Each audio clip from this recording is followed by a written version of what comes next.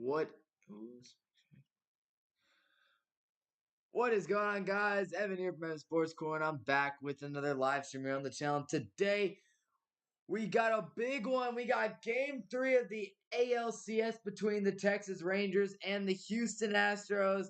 Here we go. Game 3 about to get underway with Max Scherzer on the mound. So here we go. Max Scherzer returning for the Rangers, in the first pitch to Jose Altuve is just on the outside. Ball 1 to Jose Altuve, who's 1 for 6, 160 this postseason, a home run. Altuve not been playing his best, but he's done a great job in Globe Life Field in his career as he sends a shot high in the air out to deep left center. Tavares racing back on it towards the track at the warning track, and he makes the catch at the wall to retire Altuve. One away. Oh man, that was a scary one. Jose Altuve. We all know he's had a lot of good success against these Rangers in his career, especially in this stadium. But right there, Altuve flying out. Now here comes Michael Brantley, who's been a thorn in the Rangers' side.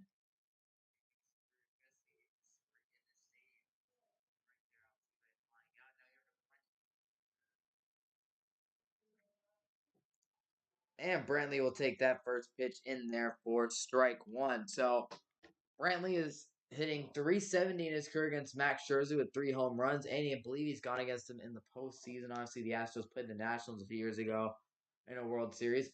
0-1 pitch to Scherzer. That's in there for a strike. Scherzer back in his first start in about over a month, I believe. He was dealing with a injury in his shoulder or forearm at some point. He's dealing with some injury there. Missed a lot of time. Wasn't even sure if he'd make it back, but now the Rangers in the ALCS, and Mad Max is back as he strikes out Brantley on 3 pitches. 2 away here in Texas as Michael Brantley gets fanned on a beautiful, beautiful curveball from Max Scherzer. And we'll get the cam here on the replay. Michael Brantley, one of a very dangerous hitter, goes down swinging. Now here comes Alex Bregman, who's one of the lone Astros hitters who's, in my opinion, has played pretty well in the series. He's hit a home run third as he takes a big hack at that pitch from Max Scherzer for strike 1. And even with how I feel, I mean, I guess I'm a little bit wrong because he is hitting .217. So that's not amazing, but he does have a home run in this series. The 0-1 pitch is not going to be able to catch that corner. It'll be ball 1. So there you have it. But Max Scherzer looking to make something happen here. 1-1 count. And the pitch to Bregman is swung on and belted out to right field. Adolis is there at the track, but it'll be Tavares who comes down with it. And a quick 1-2-3 inning for Max Scherzer as the Rangers, we head to the bottom of the first here. So great inning right there from Max Scherzer. Quick 1-2-3. Gave some high fly balls to the deep outfield, but the Rangers did not allow any runs in that first inning. So that is good.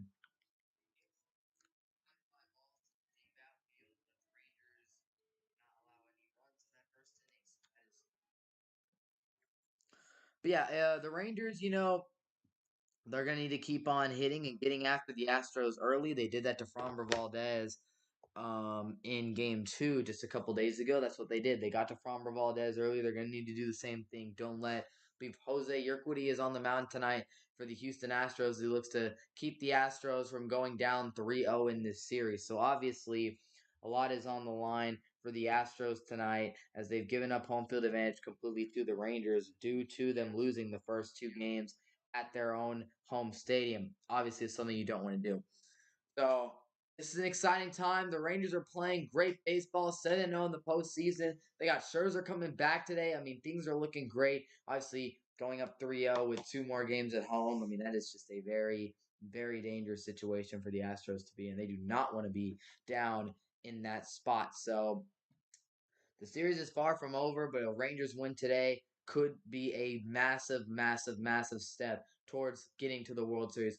They're already winning the first 2 games on the road in Houston is big. Now, I've seen a lot of Astros fans and a lot of conversation about the Astros being a great road team, which is true. I believe they went 51-30 in the regular season on the road. But let's also talk about how the Rangers are 50-31 at home. So Both these teams have done an excellent job. Rangers have done great at Globe Life Field. Astros have done a great job on the road, and particularly they've done a fantastic job at Globe Life Field. They came into this ballpark and swept the Rangers in either late August, early September. So the Astros have had the Rangers number in this ballpark over the last few years and this year as well. But the Rangers are looking, I mean, all those statistics really don't matter. It's about how you perform in these games right here. So here we go. Top of the order coming up for the Rangers. And I believe there is one big notable change to today's lineup. Marcus Semien, Corey Seager batting first and second is normal. But Evan Carter, the rookie sensation, moves up to the 3-hole. He's been playing unbelievable in this postseason, so he moves up to that 3-hole. Then Adolis Garcia at the cleanup spot. Jonah Heim at 5. Mitch Garver 6, Nathaniel 07, Josh Young 8, and of course Leody Taveras, who had a home run in the last. Was it game one? Hit home run game one. He's there at the 9-hole. And I was wrong about Yerkwoody. It is actually Christian Javier on the mound tonight. Yerkwoody will probably be the next game. Javier is a guy that throws a 58% of the time. He throws that four-seam fastball as his go-to pitch. And today he'll face a loaded Rangers lineup that has been hitting at a great rate in these playoffs. They score in a lot of bunches. They're one of the best lineups in baseball. So here's Javier's pitch. And off to a good start against him is key, as they did to Framber Valdez last game. Here's the pitch to Semien. And that ball swung on and popped up into short right field. Altuve is going to be under it and get it for the first out of the inning. So that'll quickly retire Semien. So, there you go. There's Corey Seager and Jordan Alvarez, the two main players that are parlayed to hit home runs. If you bet on that parlay, it's probably smart. They're two really good players. Here we go. Here's Corey Seager.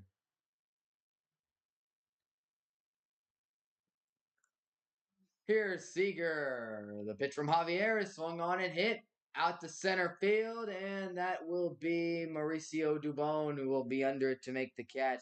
And there will be 2 outs here in the inning. So the Astros defense, Brantley in left, Dubon in right, a Gold Glove finalist in Dubon in center, my bad. And then Tucker as a Gold Glove finalist in right field. And the infield, Gold Glove finalist Alex Bregman at third, Jeremy Pena, Jose Altuve, Jose Abreu, and then Martin Maldonado is a notable start behind the plate because obviously some Astros fans, a lot of Astros fans want to go with the better hitting Yainer Diaz. Astros choose to go with the more defensive veteran presence behind the plate again in Maldonado. So Seager and Semien retired, and now here comes one of the toughest outs in this lineup, Evan Carter, as he takes a big hack, swings and misses at that first pitch.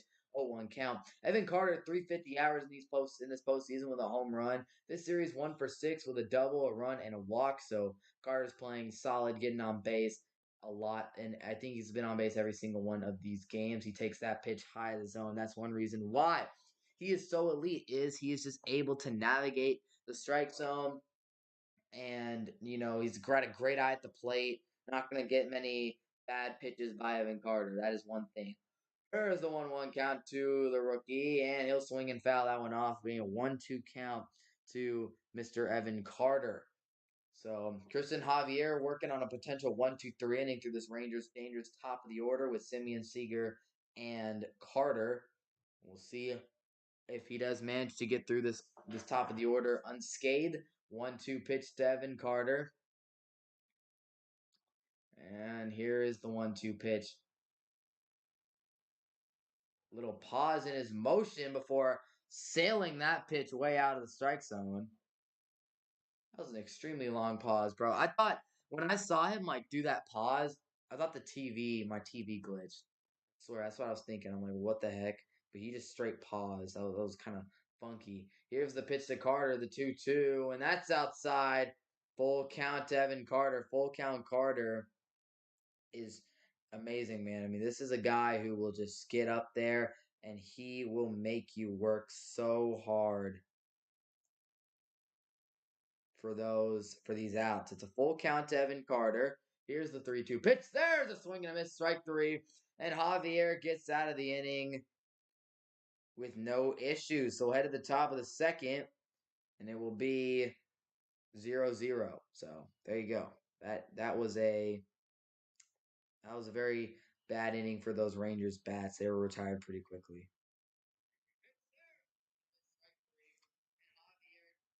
Yeah, not a good inning for the Rangers at all, but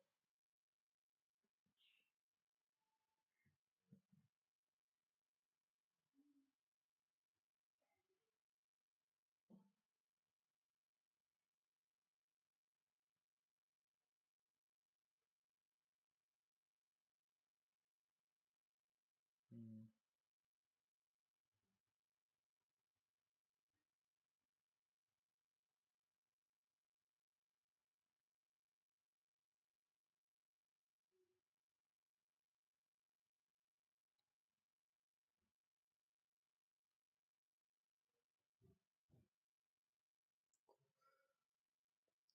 yeah, no, at the end of the day, that was not a great inning for the Rangers bats. I mean, again, first time through the order, Javier having some success, not ideal.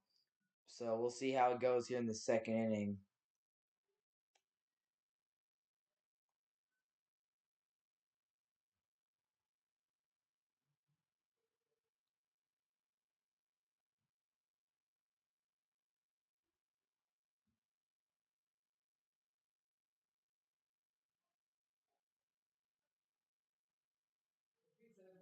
All right, so there you go. That's how the early stages of this game are shaking out so far. Astros and Rangers both go 1-2-3 in the first inning. Scherzer and Javier rolling. Scherzer did a good job. Got two pretty high flyouts though, so that's obviously scary. And I believe Jordan Alvarez will be up this first of this inning, so obviously that is a very scary, scary man that you have to be very careful with. Rangers are definitely going to need to be wary of him the whole time.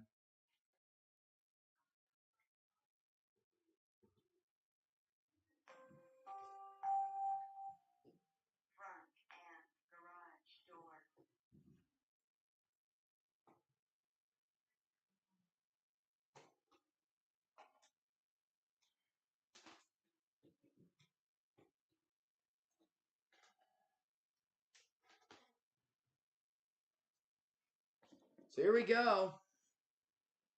Here comes the big here comes the big matchup of the day, which is Jordan Alvarez. Man, it's so beautiful to see that beautiful Texas crowd. So many fans there today. As here is Jordan Alvarez, and they're gonna call that first pitch a strike from Scherzer. Might have been a little low the zone. They're gonna get Alvarez. They're gonna call the strike on Alvarez. So Alvarez hitting 391 this postseason with 6 home runs. He's hit a couple home runs in this series. He fouls off that second pitch, so it'll be 0-2. This is the guy you have to worry about. This is the guy in this order. He got taken care of pretty well in game one, but game two hit 2 home runs.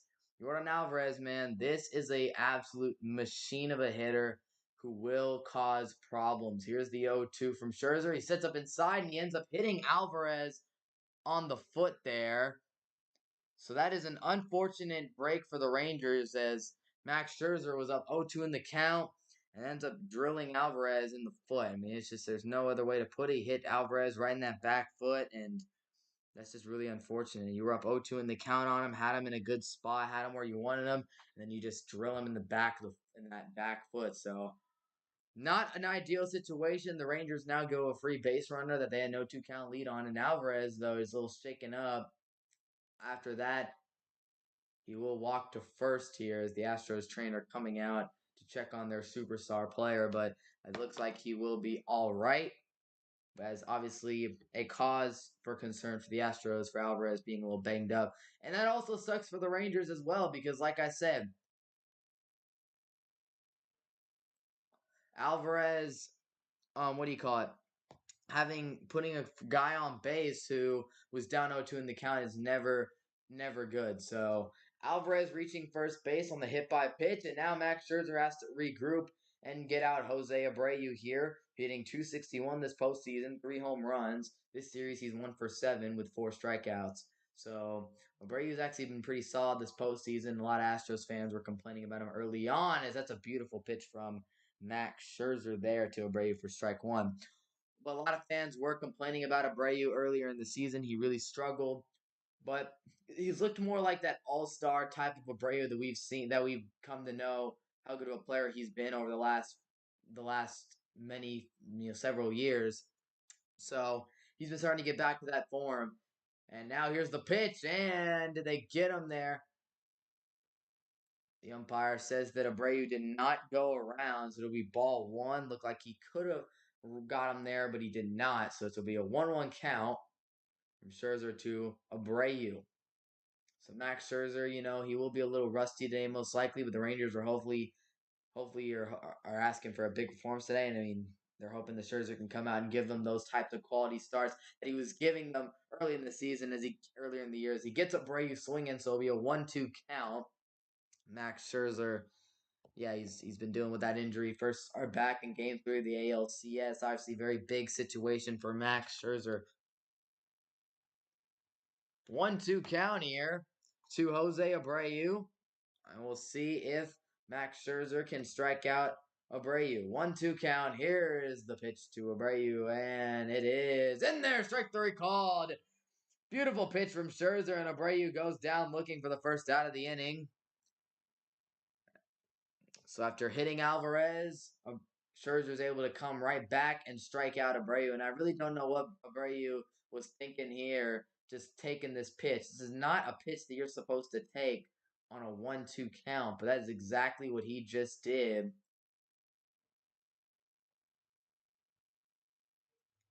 Here is Kyle Tucker, and he takes strike one. So this is another guy the Astros are very frustrated with in his performance. Their fans, he's hitting 91, 0.091 in these postseason.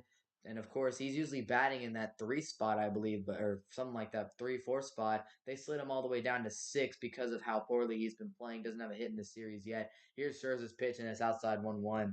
So it's been a really rough series for Tucker. He has not played like the star that he's been for the Astros for the last few years and during the regular season. Tucker's usually one of the best hitters in baseball. Hasn't been the case for this postseason. So they're going to need Tucker to step up for the rest of this series.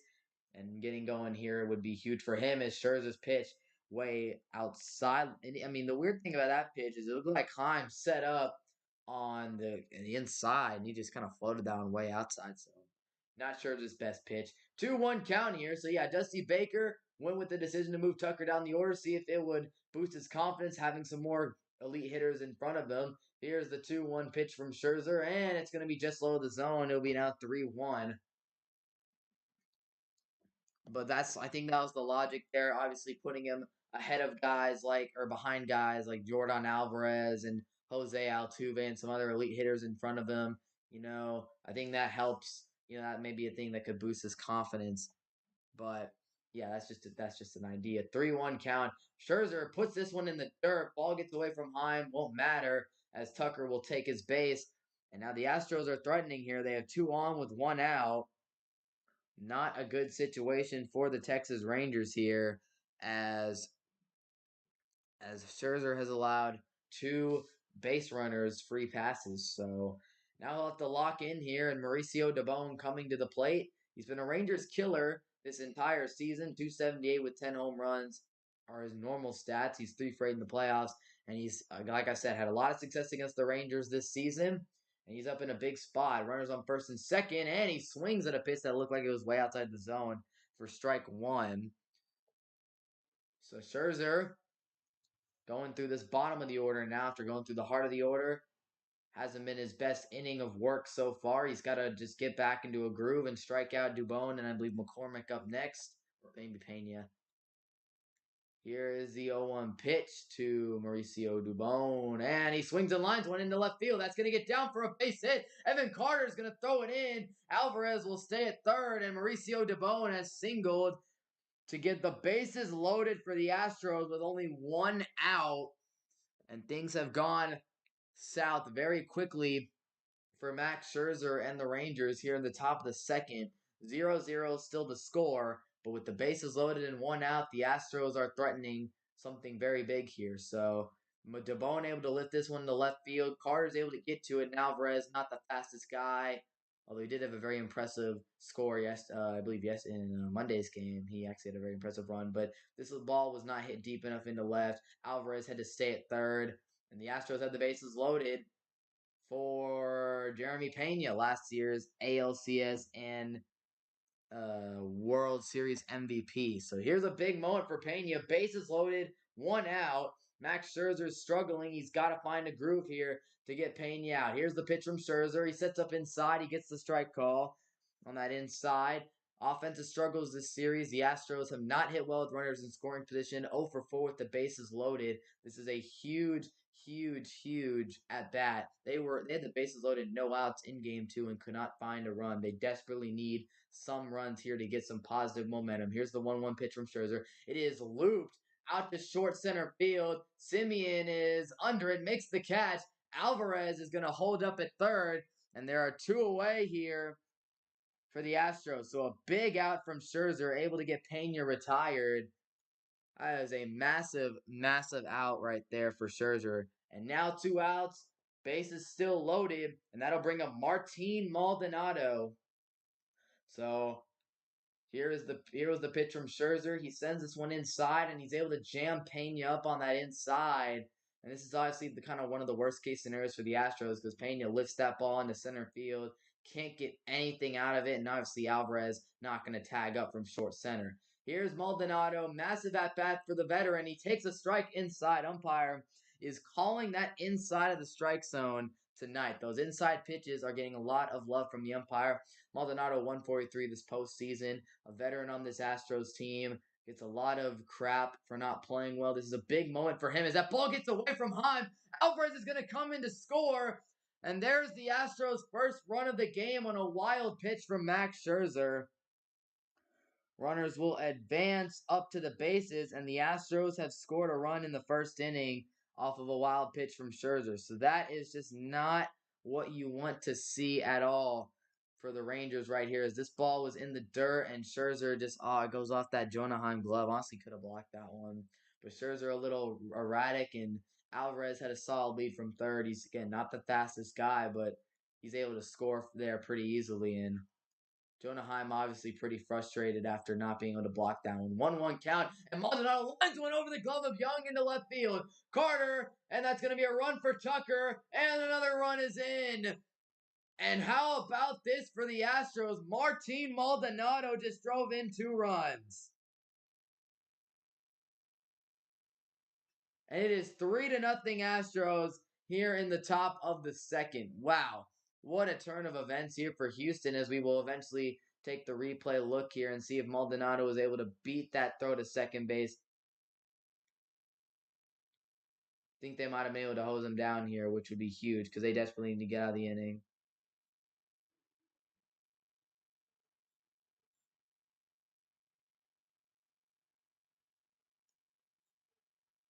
Okay. So they did throw Maldonado out at second base, but there it is. He does the job regardless, and the Astros lead 3-0, their first lead of the series. And the Rangers, man, that's the thing, man. The Rangers have needed to. They've been the team that's been getting going early in these games, and today the Astros did just that off of Max Scherzer. Martin Maldonado comes up clutch. I mean, eventually you knew the Astros were going to be able to hit with runners in scoring position, and it was Maldonado there.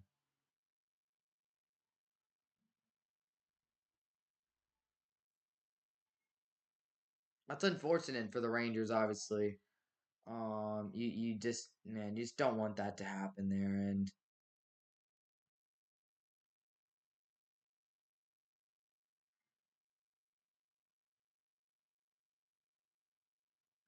yeah, just Scherzer's just not pitching well. And again, the bounces aren't really going our way today.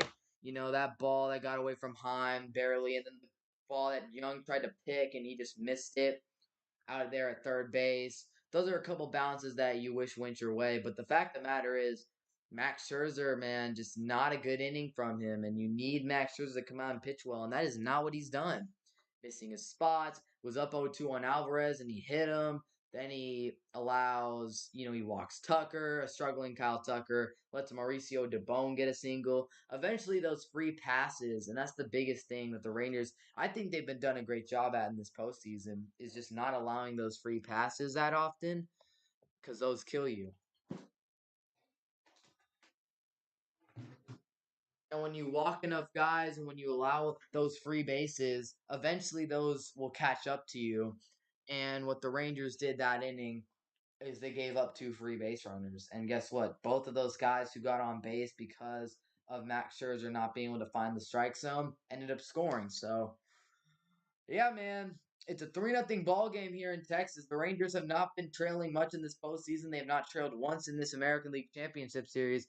But here we are. The Rangers, you're down 3-0 in the bottom of the second. So like the Rangers yesterday were able to get 4 runs in the first inning, or was it the first or second inning? One of those early innings in the game. I believe it was the first inning. Rangers scored 4 runs early on Framber Valdez. He couldn't find it.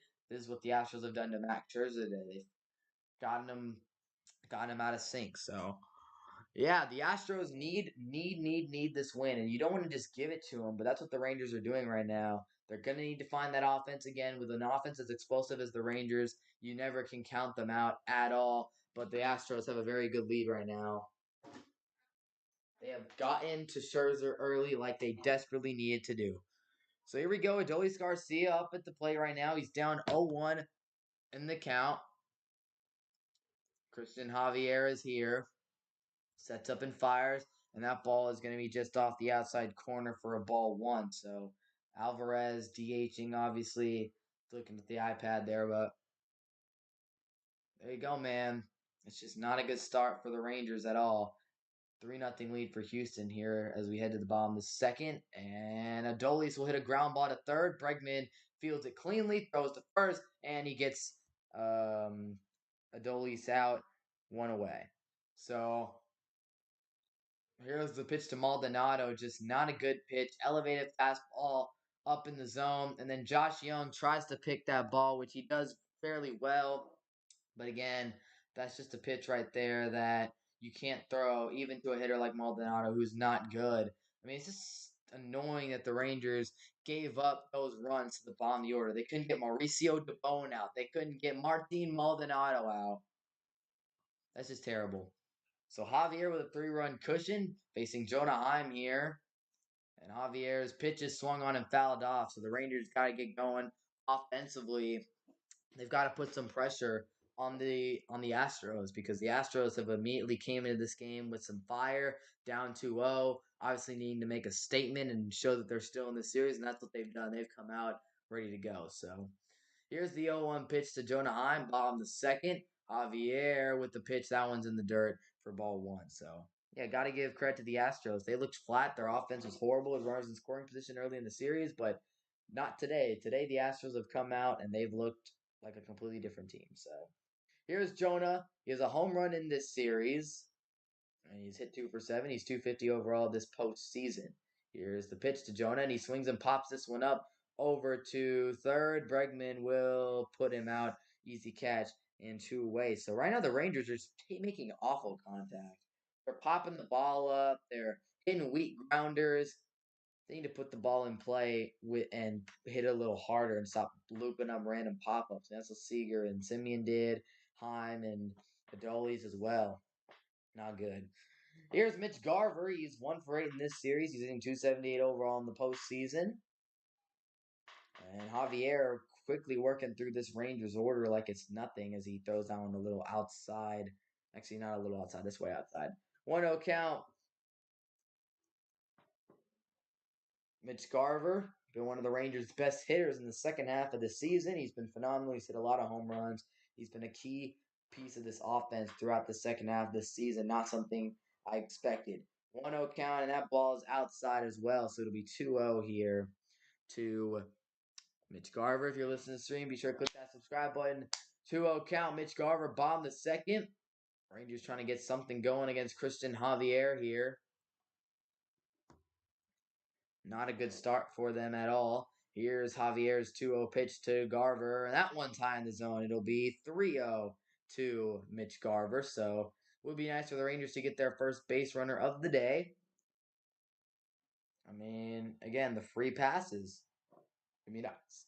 But yeah, that's just what's annoying is that Maldonado, of all people, is the one who really got that hit. Here's the 3-0 pitch. Garver not going to swing at that fastball down the middle. It'll be 3-1. Javier trying to work his way back into this count. I mean, that's definitely the frustrating part is that the guys at the bottom of the order are killing you. And Maldonado did what he needed to do. 3-1 count to Garver. And that pitch is swung on and missed. A beauty on that outside corner from Javier. And just like that, we're at a full count here. So big pitch here from Christian Javier as he looks to go 1-2-3 for the second inning in a row. We'll see if he can find it for one more pitch. Full count to Mitch Garver, and the pitch is in the strike zone. That's hitting high in the air to right field. Back at the wall is Tucker, and he'll make the catch at the warning track. And another 1-2-3 from Javier. A little bit of a scare there at the end of that inning, but overall, the Astros are out of it, and we'll head to the top of the third with Houston leading 3-0. So yeah, I mean, good job by Garver to make some contact, but not great.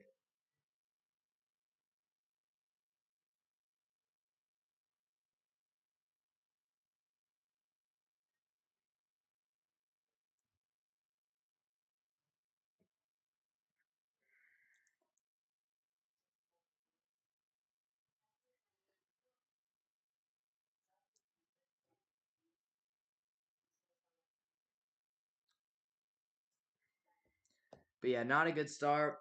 Rangers down 3-0. We'll see what they're able to do. Max Scherzer's got to figure it out.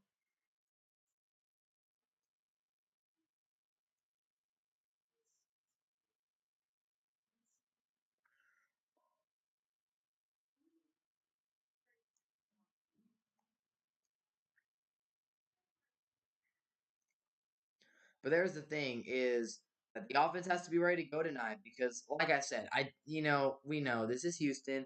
They're not going to go down without a fight. I mean, the first two games were definitely shocking. The Astros weren't able to get those clutch hits. They got one today, but you have a great offense, and there's definitely no reason why that this game is not going to be competitive. You come out there the next few innings and you start getting some hits, driving in some runs. You'll be all right. But definitely a 3-0 hole is tough early on in the game. If y'all listening, be sure to click that sub button. Rangers are 2 games away from their first World Series since 2011, and they're at home looking to make that happen. So, yeah, like I said, Houston, you knew they were going to come out with some fire tonight. I mean, yeah, they got embarrassed. I mean, losing your first as the defending champ and then coming into the ALCS and losing the first 2 games at home to your biggest rival. I mean, that's obviously definitely a punch in the mouth. And Houston, I mean, the only way to respond to that is to come out on fire at Texas's home stadium, and that's what they've done. They've come to Arlington and they've put up 3 runs in the first 2 innings. So there you go. I mean, you just got to roll with the punches, take them early, and then just keep cutting at that lead. But Rangers don't have a base runner through the first 2 innings. Christian Javier, got to give him his credit. He's been pitching a good game so far. It's still very early, but he's really commanding that strike zone, making the Rangers hitters get down and forcing those weak contact pitches. That's the key. With that Mitch Garver at bat, down 3-0, was able to work himself back into it. He have some good contact, but it wasn't a home run. It wasn't a base hit. The Rangers are really getting under balls and popping them up tonight, and that's not good. So here we go. Top of the order set to face Scherzer in the top of the third. It'll be Altuve who takes a ball just on that outside corner. 1-0 count to Altuve. He flew out at the warning track in the first inning, and we'll see what he can do here. 1-0 count from Scherzer to Altuve, and he hits a ground ball foul. That'll be the first strike there. So Scherzer's pitch count isn't really too terrible yet, but again, he just hit Alvarez. That 0-2, I knew it was gonna be bad when he hit Alvarez up 0-2 in the count. That is where I was like, oh crap. Oh, you can do that. 1-1 count. Altuve, big swing and miss on the 94-mile-per-hour fastball. Scherzer, again, the only way that you can salvage the start is you come out the next 3 innings, 4 innings, and don't give up a single run. That's just what you have to do, Max. Mad Max got to play great today. 1-2 count to Altuve, and the pitch is swung on, grounded foul. 1-2, the count remains. So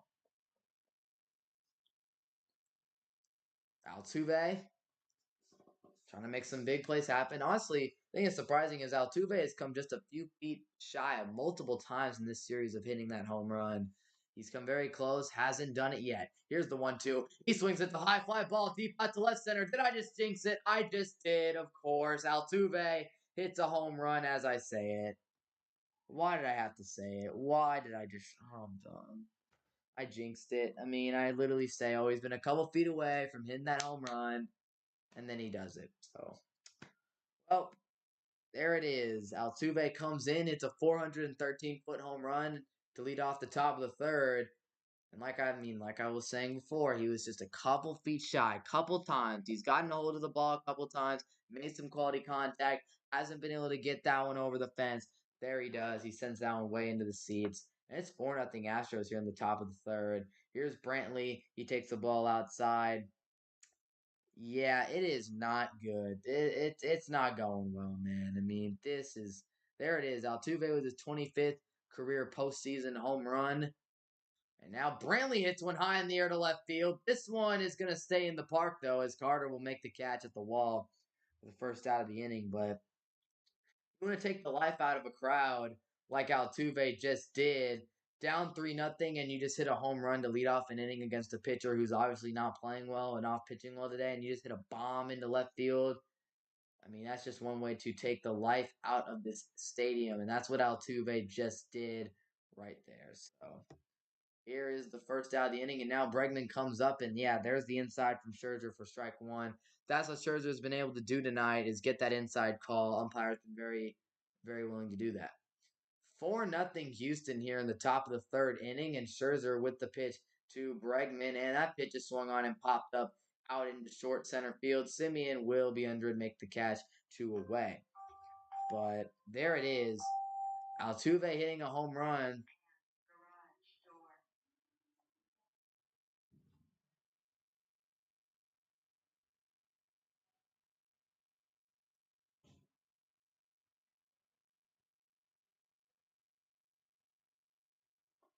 There it is, man. And here comes Alvarez to the plate. Yordan Alvarez takes a ball outside.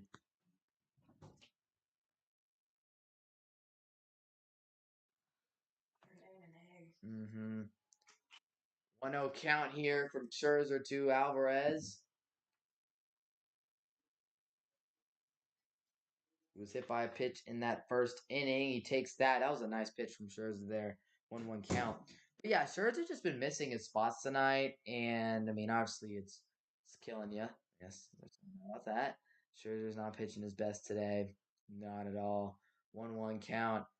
Scherzer gets Alvarez to swing and miss at a high fastball. 1-2 count. There's Altuve in the dugout, feeling good, hitting his first home run of the series. Took him a few games.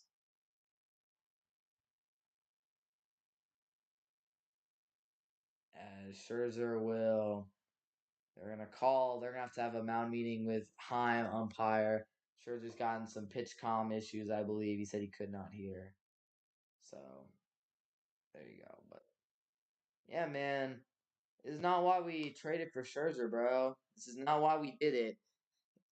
We did not want Scherzer. I mean, this is his first game pitching in a month. And obviously, you got to expect there to be some rust and some struggle. But, man, 4 runs in 3 innings? That's terrible. 1-2 count. Alvarez doesn't chase in the dirt. It'll be 2-2. But, yeah, 4 runs in 3 innings is bad. It's real bad. So, I mean, it just stinks. I feel like the Rangers are having a throwaway game here. It's like, no, man, don't throw away a game three just because you're up 2-0 and you took the first 2 games in Houston. You let them win one game, they're right back in it. They're only a game down. They beat you next game. It's 2-2. They've taken 2 games from you at home. Momentum's right back in Houston's favor. You cannot have these throwaway games, and that's what the Rangers are doing right now. Not over yet, but again, they're playing really poorly right now. So here's the full count pitch to Alvarez. We'll see if Scherzer will allow him on base. Alvarez pops one up out into short left field, and Seager will be under this one for the third out. There you go. One to the bottom of the third, but the Astros adding another run on a Jose Altuve solo home run. Bottom of the third, here we go. Astros with a 4-0 lead here in Arlington as Altuve finally gets himself a shot.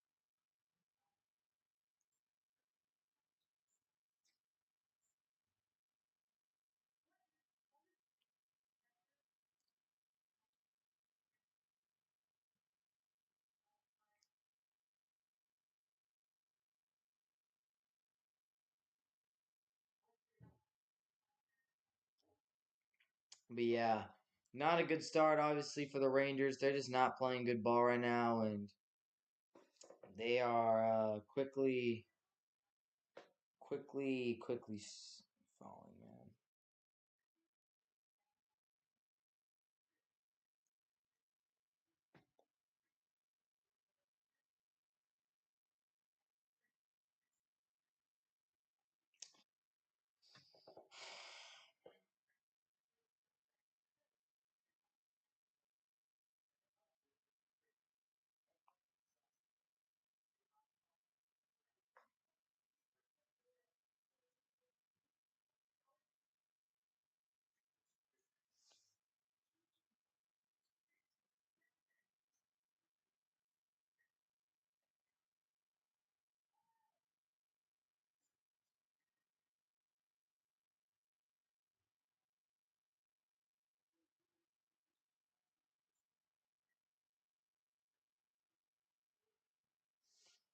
All right, here we are, bottom of the third, and the Rangers down 4-0 as Nathaniel Lowe takes ball one. So, y'all listening, be sure to click that sub button. Christian Javier having his way with this Rangers lineup early on, but it's 2-0 to Lowe here. So, yeah, man, just things are not going well, and the Rangers are playing bad. Max Scherzer coming back today has been a pleasant surprise for the Astros. Um, has not been a good Thursday. Here's a 2-0 pitch to Lowe. A swings and sends one out to center field. Dubon is going to be under it to make the catch. And it's just the Rangers just keep making contact, but it's just going. I mean, it's a pop up or a little fly out every single time as Lowe flies out here. So we gotta start stringing some hits together and just getting the ball in. The Rangers are putting the ball in play, but it's weak contact every time. Javier has thrown 24 seam fastballs in his first 25 pitches. He's straight throwing fastballs. You need to adjust to them, man. We got to expect that's the pitch that's going to come. And he throws it 3/4 of the time. Here's Josh Young, who's having a good postseason at the plate, hitting 333. That pitch nearly hit him up high. It'll be ball one to Josh Young. So, two hits allowed in 18 and 2/3 innings in his four career postseason starts. So Christian Javier is a guy who pitches well in the postseason, and through the first two innings, and he's looking pretty solid right now.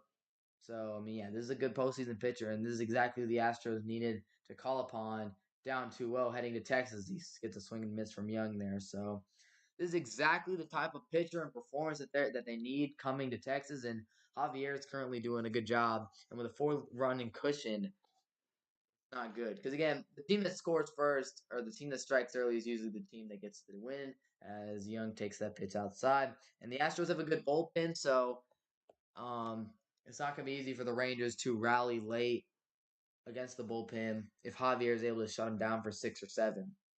You got Brian Abreu, Montero in that back of the bullpen. 2-1 count to Young. He swings at a high fastball. Would have been ball three. Instead, it's strike two. And now it's a 2-2 count. Josh Young, not a very disciplined plate appearance from him so far. 2-2 pitch from Christian Javier to Josh Young. He looks to retire his 8th straight batter. Here is Christian Javier. Fouled off by Young, and it'll stay at 2-2. So another fastball from Javier, who's at his just threw his 30th pitch of the inning in the third inning. So he's getting these Rangers guys out pretty easily and efficiently early on in this game. He's doing a great job of that. Got the corner, strike three on Young. Fantastic pitch from Javier. And another out in this inning as Christian Javier just continues to fire these into the strike zone like nothing.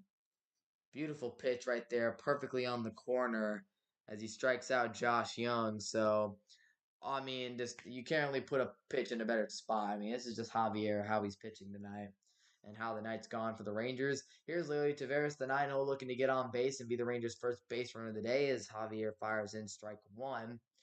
Leote's actually having a very solid postseason to play. Very good postseason. 348 average with a home run in this series. I mean, Leote's been a player for these Rangers, man. There's definitely no doubt about that. Here is the pitch to Leote outside. Ball one. 1-1 count. So yeah, I just don't really know. I don't really know what to say, man. 0-3 series comebacks, best of 7. There's only been one series in MLB history where a team has come back from down 3-0, as that's another strike to Leote, and that was the Red Sox back in the 2004 ALCS. So if the Astros were to lose today, if they were to blow this lead, the chances of a comeback in the series are overwhelmingly, the percentages of a comeback are overwhelmingly low. Leote is down 1-2 in the count. He's had a good series, the triple and a home run. He's pretty much done it all for the Rangers. Here's the 1-2 count from Javier to Leote, and the pitch is outside for ball two. So, needless to say, this is pretty much a must-win game for the Astros. And they came out today and played so far in these first 3 innings. They've come out and they've played like it's a must-win game. That's how they've approached it. That's how they've been attacking on offense. And Javier has given them some very good innings. 2-2 to Taveras here, and the pitch is outside, full count. So Taveras putting together a pretty competitive at bat here against Christian Javier. Full count here. This is where that Rangers crowd out's got to come in on their feet, getting loud and make Javier jittery. Pitches outside and ball four. And just like that, the Rangers finally have a base runner. Leote Taveras able to walk, and the Rangers have their first base runner of the night. So it took them a while, but it's good to see that they finally have gotten a man on base. Made Javier work a bit. And now, top of the order coming up here, it is Marcus Semien. So a little mound meeting here between the Astros and their infielders, as Javier did not have his best AB on that one. So yeah, I don't know why they're mound meeting though after one walk. I mean, maybe they're just trying to get some communication stuff together about what would happen in the situation with a ground ball. Oh, but here we go. Simeon 0 for 1 on the day. It would be ideal for him to have his first home run of the postseason right now and cut that Astros lead in half. We'll see if Simeon can do it. But another great job by Leote, another fantastic plate appearance from him. So in the regular season, Javier, 22 stolen bases allowed on 25 steal attempts with a speedy Taveras over at first base. Maybe that was the discussion held by the Astros about Taveras at second as Semien, watched a pretty solid pitch go by for strike one. I wish he would attack. Yeah, Taveras, 14 for 18 on steals this year. And yeah, I guess a guy like Christian Javier, who has not done a great job allowing guys to steal bases, that's definitely probably the discussion the Astros had as Maldonado was able to block that one, make it a 1-1 count. So that's the story right now. Astros leading 4-0. Semien at the plate here in a big spot. 2-out rally here would be huge for the Rangers as they look to get themselves back in this game. They finally gotten a man on base against Christian Javier. Here's the 1-1 pitch to Semien. That ball swung on and fouled off into the backstop, way into the seats. 1-2 count. And there's the. So Javier, obviously big spot here, facing the top of this Texas Rangers order. Man on base. Last thing you want to do is give the home team any momentum. Get this home crowd back in this baseball game. Here we go. 1-2 pitch. And here it is to Semien. Low and in. Good job. Low and. Yeah, it's a little pitch. Good job by Semien to lay off. 2-2 count. If y'all listening, man, be sure to click that subscribe button. Helps out the channel. As here's Christian Javier in the bottom of the third. 2-2 count to Semien. Very dangerous hitter. And Javier will check back at first. Throw it over there to make sure that Taveras stays there. Don't want to let him get too much of a lead.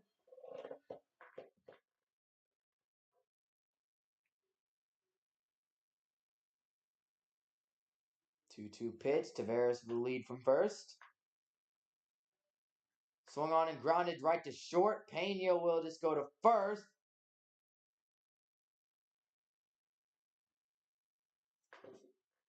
And so it was an awkward play at first base. Abreu, Simeon is going to stay over at first base because he thinks that he was safe.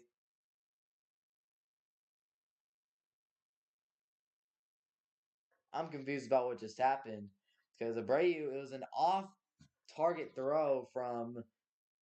I mean, I'm gonna erase all the stats here for a second, but I don't really understand what happened there. That was a weird play.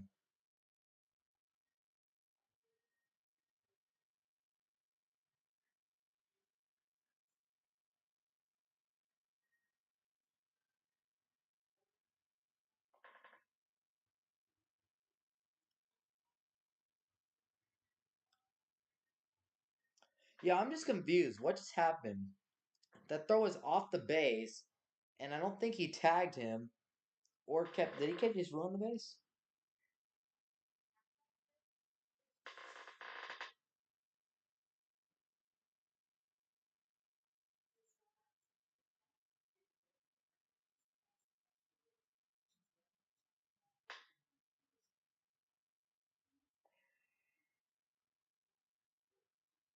I'm so confused right now.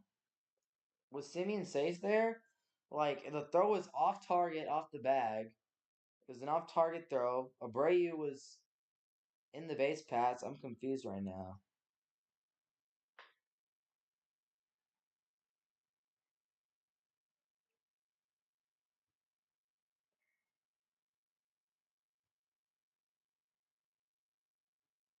Simeon has to be safe there, right? It was a bad throw from Pena that forced Abreu off the bag.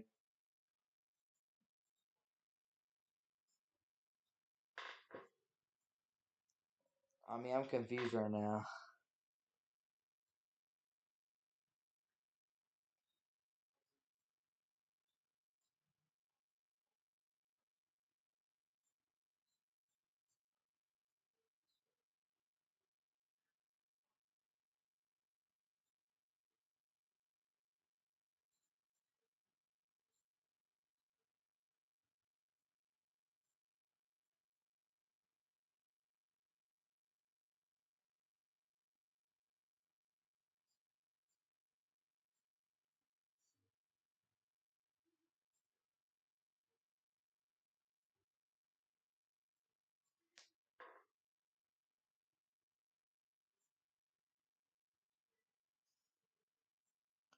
Yeah, I'm confused if he was safe there or not.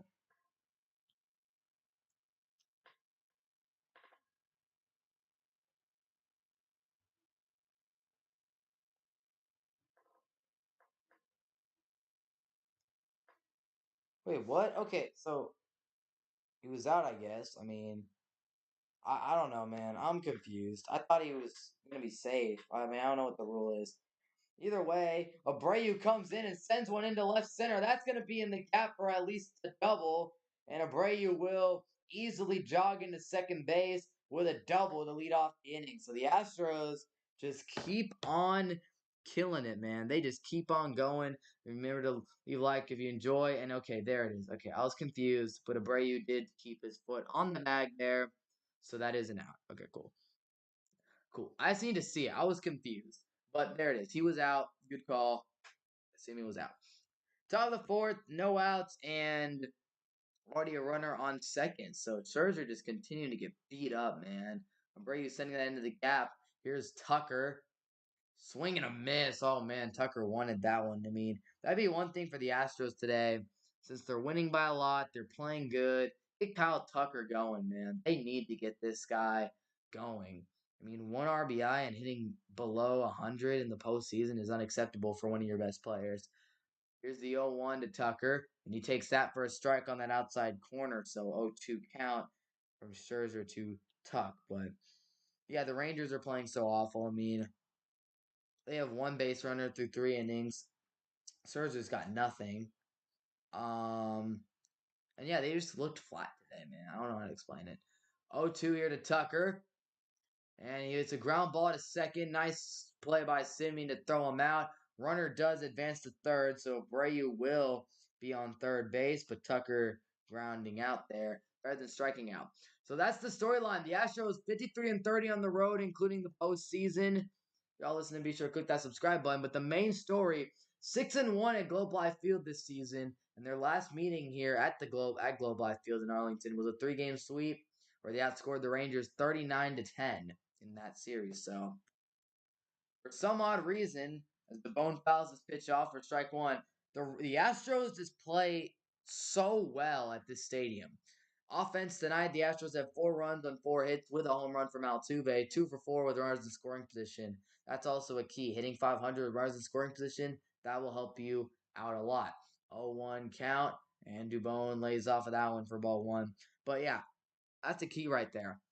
They've finally been able to get their offense going with runners in scoring position, getting those big time hits, and for some reason, man, I don't know what it is, but the Astros just play incredible in Arlington. It's unfortunate. 1-1 count here to Dubon. Swung on and missed. That'll be strike 2 with Scherzer.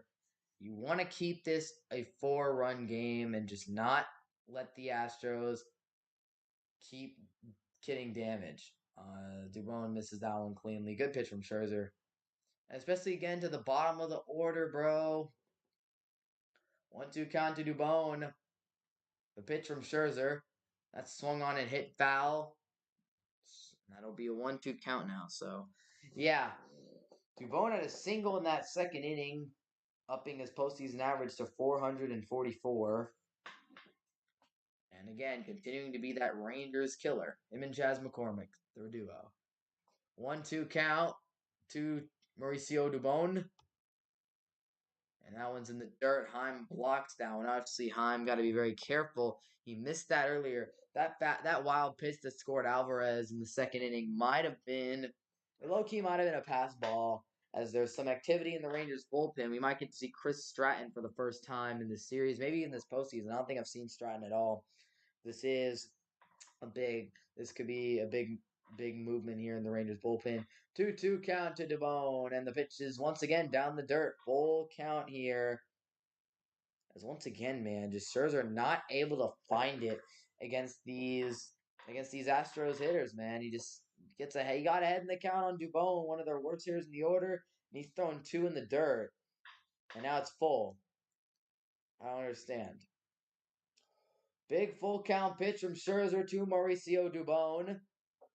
Here is the pitch, and it is lined into center field. That's a base hit for Dubon. He continues to destroy the Rangers, and it's a 5-0 Astros lead as Abreu comes in to score. And just like that, 5-0. I mean, like, what is it about Mauricio Dubon that just kills us? This guy plays like he's freaking, bro. He plays like he's freaking Mike Trout against the Rangers. As Pena swings and misses that one. I don't know why.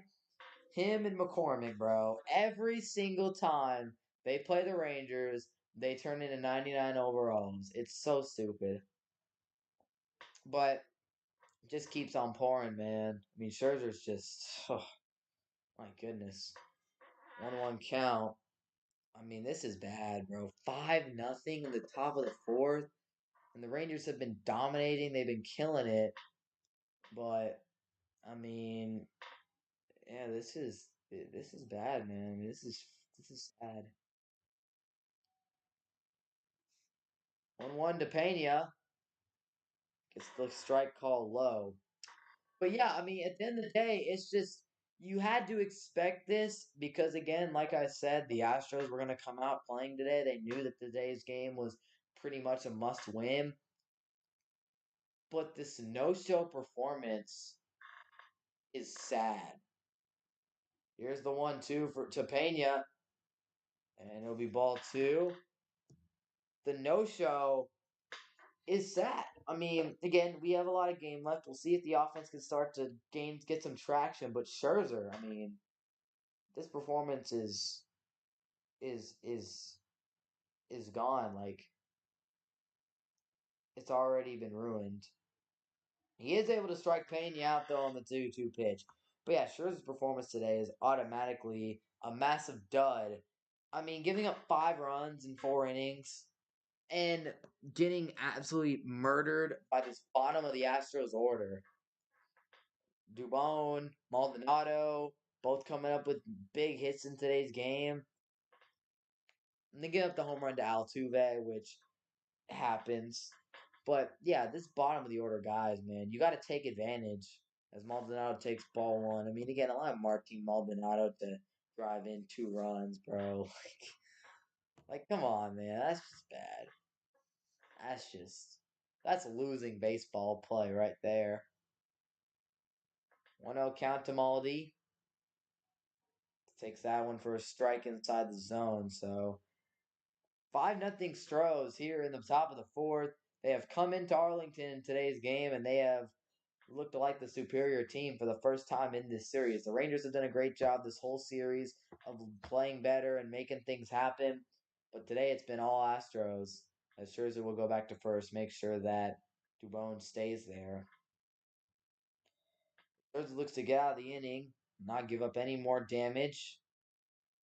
This Astros order continues to feast on the Rangers today.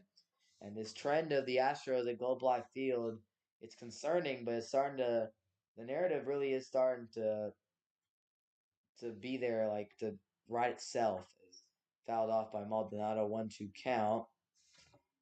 Yeah, with the way Javier's pitching as well, I mean,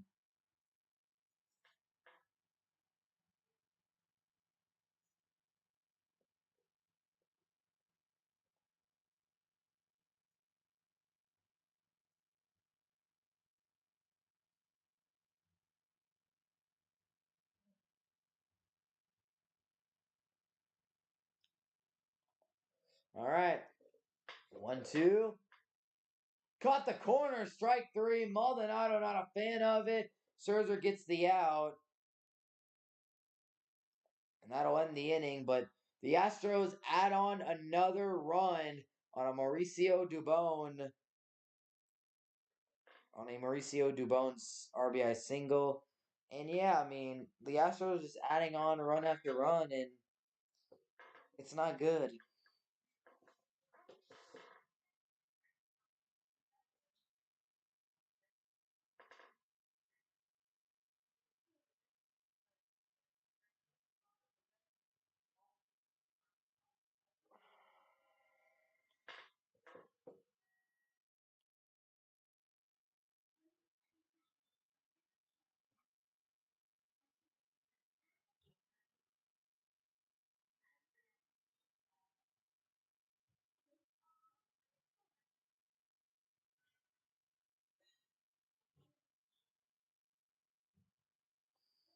Yeah, this has definitely been a really disappointing performance.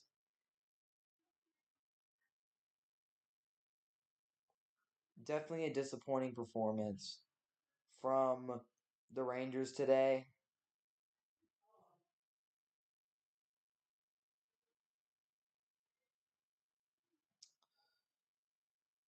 And yeah, this is not what I envisioned today. Look, like I said, I expected the Astros to come out and play with a little more fire and all that, but man, 5-0 in the in the bottom of the fourth, like man, and Scherzer could not play worse today, man.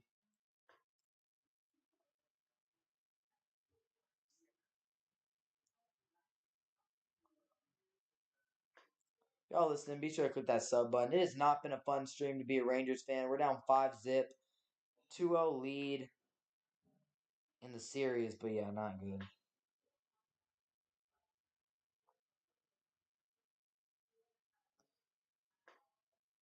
But yeah, the Rangers do have activity going in their bullpen. Cody Bradford, Chris Stratton are gonna be the two most likely arms who are gonna try and come in to stop the bleeding. But you can only hope that this Rangers offense can have one of their spurts. I believe Seager's coming up right now. So you just gotta hope that the Rangers can have one of their big offensive explosions and get themselves back in this game. Only one can hope, man, right? I mean, there's just It's not really much else to hope for here. It's just I don't want to call this game lost, but if we get to the sixth inning, still 5-0, I don't know. Here's the top of the sixth. Rangers going up, or top bottom of the fourth. I'm done. Here we are in the bottom of the fourth, and the red hot Christian Javier goes against Corey Seager. 1-0 count to Seager. Yeah, Christian Javier is a great postseason performer, and like I said earlier in the stream, just the type of pitcher the Astros needed for a game like today. And so far, he's delivering as Seager pops this one up into foul territory. Maldonado racing over. This one's way into the seats. But the Rangers offense, I mean, this could be a cause for concern. One hit in their last 30 at bats. So we like to talk about this Rangers offense, and on paper, I mean, looks like they played a good series or a good postseason. But I mean, as of late, these last several innings, not a good offense. As Seager hits one out to center field and Dubon racing in on it, and he'll come in to make the catch and one away. That's pretty much been most of these Rangers at bats. They're making contact, but they're just lightly lifting it out there for outs. And so there you have it, man. I mean, that is definitely a cause for concern. One hit in their last 31 at bats after that Seager AB. I mean, that's terrible. So obviously we know how this Rangers offense can be streaky and get going and start really mashing at any moment. But yeah, one hit in their last 31, and you're asking them to string enough hits together to get 5 runs. I mean, that's a lot to ask for a lineup that's really not playing their best at these last several innings and last couple games. 0-1 count to Carter as he takes the strike. If there's one man that could ignite this run, it would be Evan Carter. But he swings and misses at that one. It's an 0-2 count. And as we start to keep progressing, this looks like a game that's going to probably turn into just a dud and an easy Astros win. If the Rangers cannot get something going in these next couple innings, Javier is on cruise control. 47 pitches so far. Effortless. So this is not good, fellas. Not good. Carter takes that one for a 1-2 count. He's 0 for 1 with a strikeout today. Yeah, Christian Javier is pitching well. Astros are playing well today. I mean, it's Carter. Oh, that was a pitch you gotta want, and Carter goes down swinging.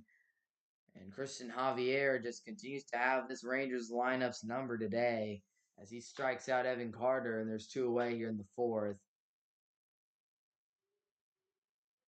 Maldonado able to hang on to that one. And there you go. 5-0 ball game. Here's Adolis Garcia. He swings and misses at that high fastball. So I just noticed that the Rangers, I do not believe we have a hit today. If I'm not mistaken, I don't think we have a hit today. I think our only base runner has been a Leody Taveras walk. So, yeah, it's been that type of day. 0-1 count to Adolis. He swings and belts one out to center field, and Dubon is right under that one for another out. And another routine inning for Christian Javier. He goes through that Rangers order like it's nothing. Through 4 innings, the Rangers have 0 hits. So yeah, it's not looking good for them tonight. I mean, they're just not playing good ball. And this has been a disappointment to say the least. I mean, there's just nothing else you can really say at this moment. This is sad. I mean,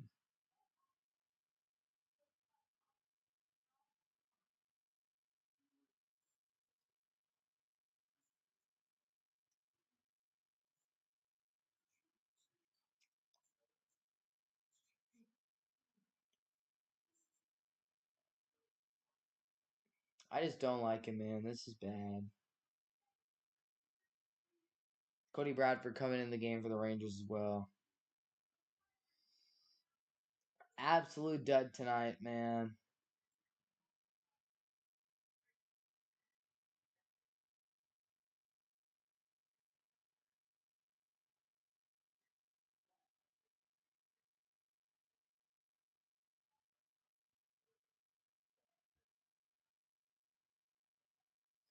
When they play tomorrow.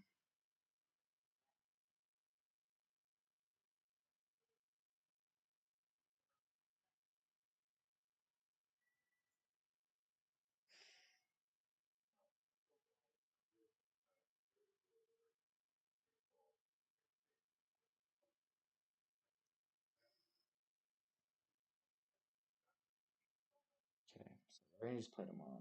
All right. 4 o'clock start. All right. So yeah, I did think we all got a little ahead of ourselves, and the Astros are just they're doing what they need to do, man. They're coming out today playing at such a high level.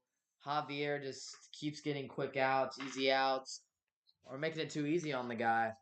And pitching wise, I mean, this has been terrible. Scherzer's pitched terrible. 5 runs in 4 innings. They have to go to the bullpen here, and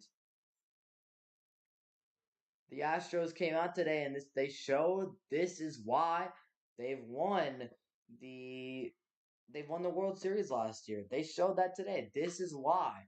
Is because when they're down, when they're struggling, even when they lose their first 2 games at home, they're able to bounce back, go on the road to your stadium, and come in and put the last 2 games behind them and come out and do what they need to do. And that's what they're doing right now. They've played bad the first 2 games. They've, played close games, but they haven't been able to come out with a victory.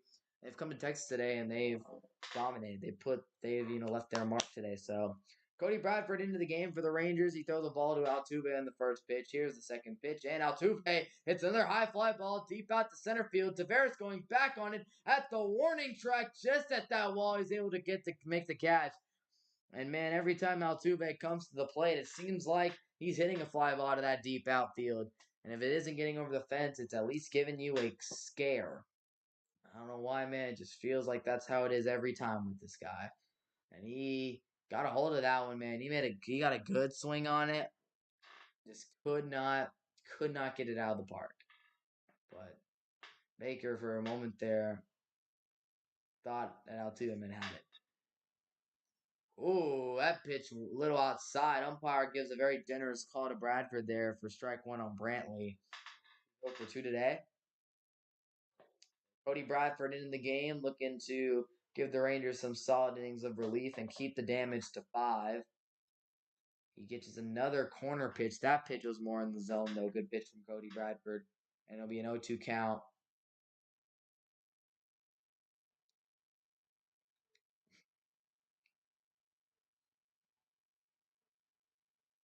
Mm.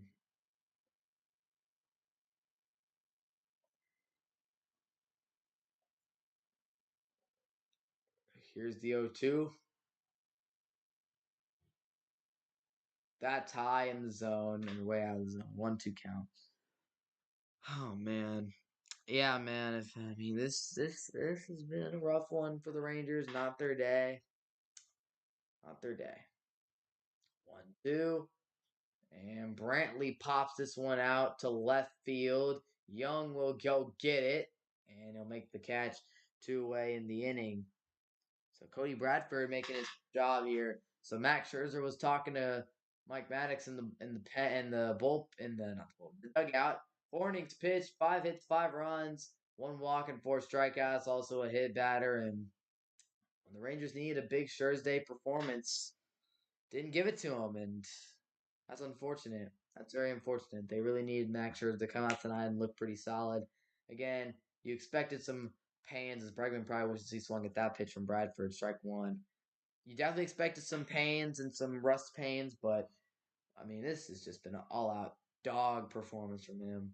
0-1 count to Bregman as his top of the order. Bradford's doing a good job against, but Bregman lines this one out to right field. Adolis racing in on it, makes the catch, and ends the inning.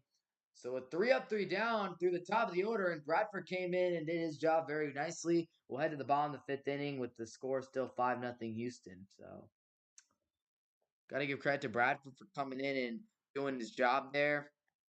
Offense has to get going. I mean, no hits through 4 innings is terrible.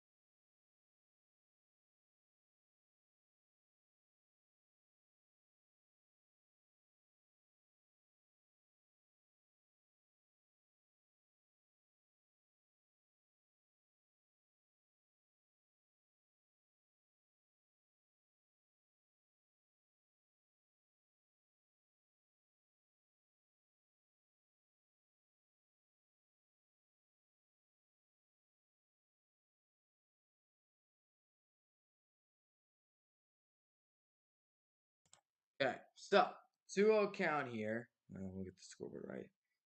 Would be nice.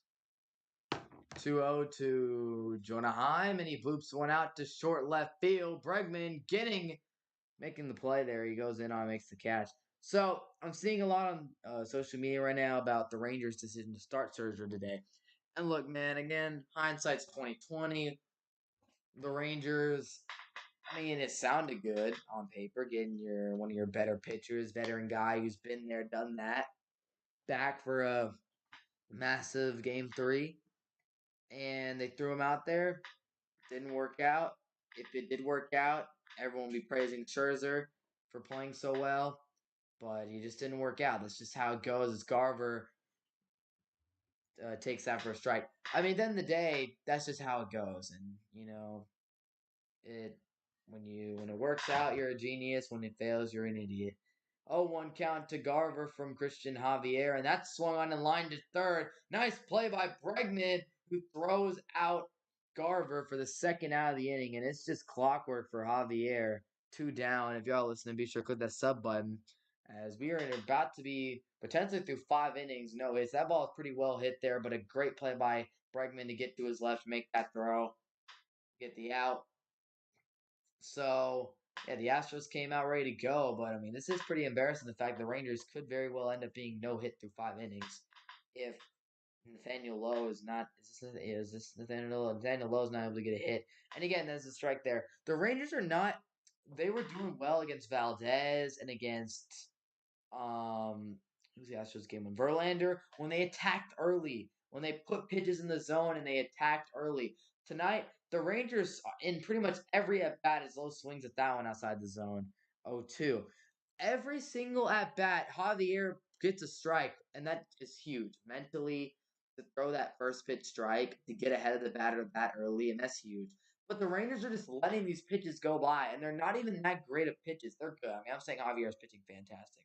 But these are not dots on the corner. These are pitches that are very hittable, and the Rangers just keep letting them go by every single time. They're letting these easy first pitch strikes go by. Lowe's going to swing and foul on off every single pitch, every single first AB.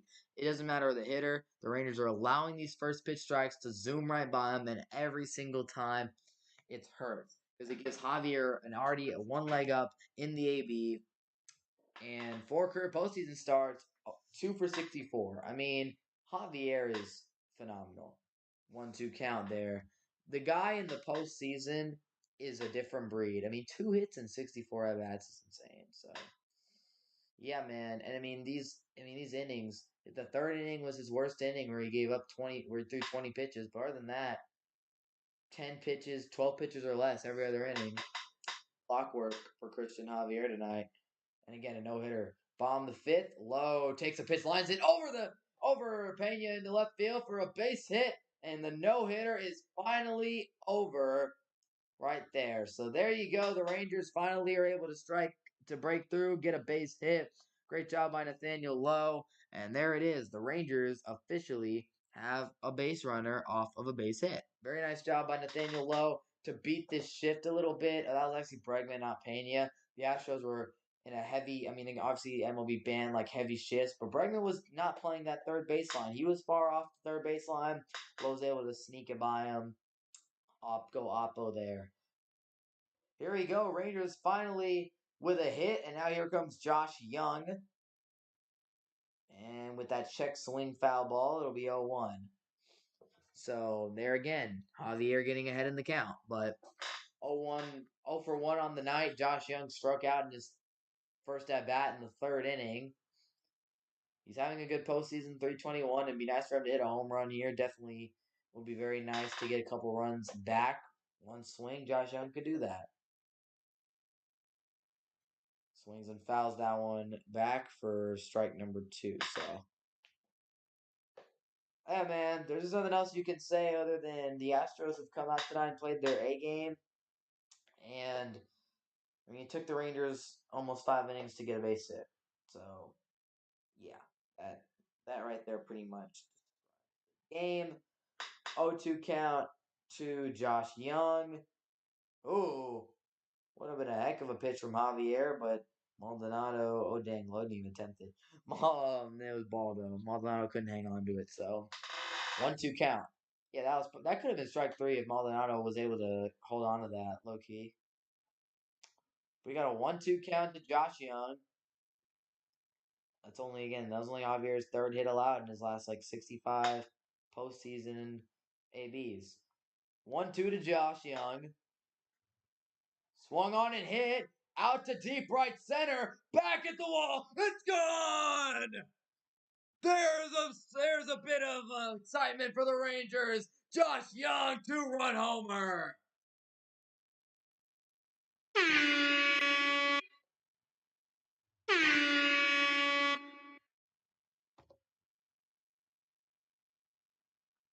Can we get one more horn here?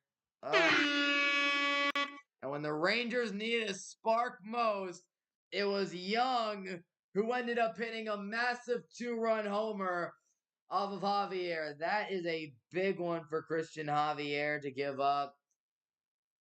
And Josh Young finally gets some sort of breakthrough for this Texas Rangers offense that desperately needed a spark. Now ball one to Leote. So it's not over yet.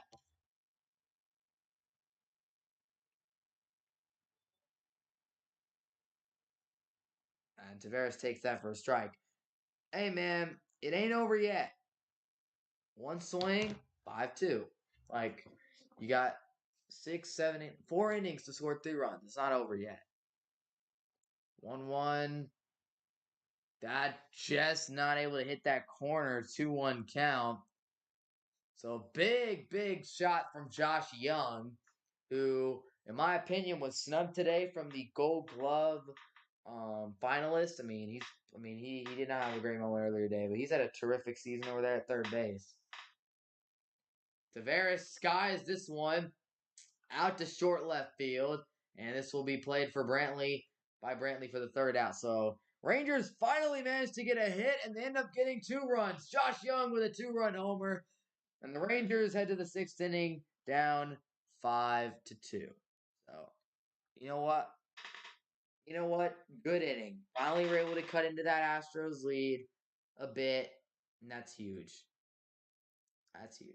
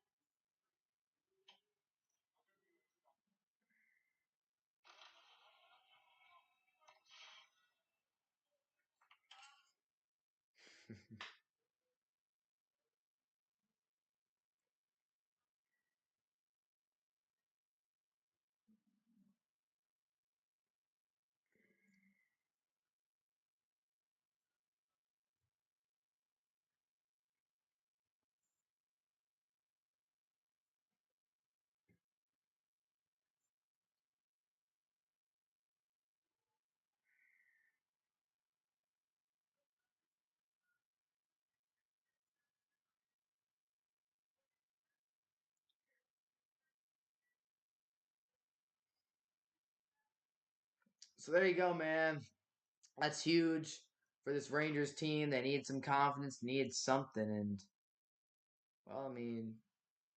they got him, man.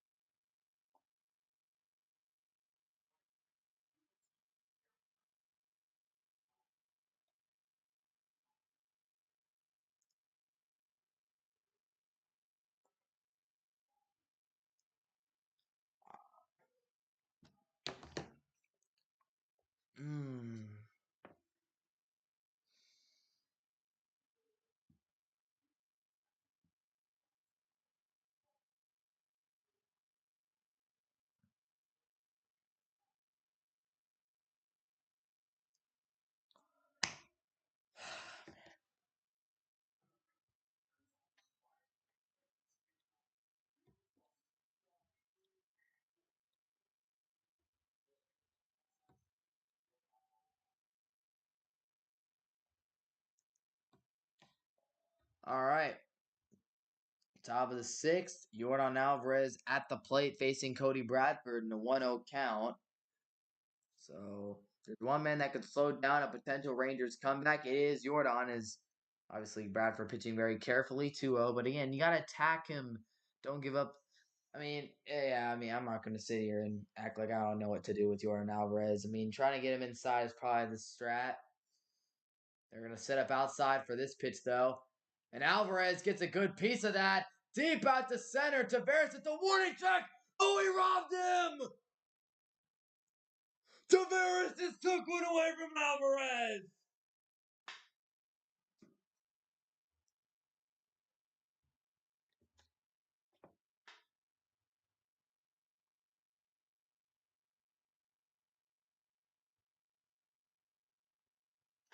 My goodness!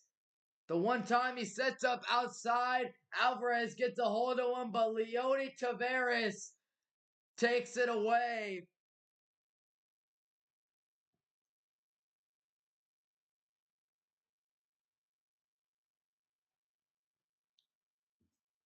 Man, if the Rangers do manage to come back and win this game, that's the play that has to be acknowledged and remembered. Is Leody robbing a home run from Alvarez? And Alvarez, I mean, he just he said, "Wow." I mean, there's nothing else you can say, man. Ah, my goodness. Great play, Leody.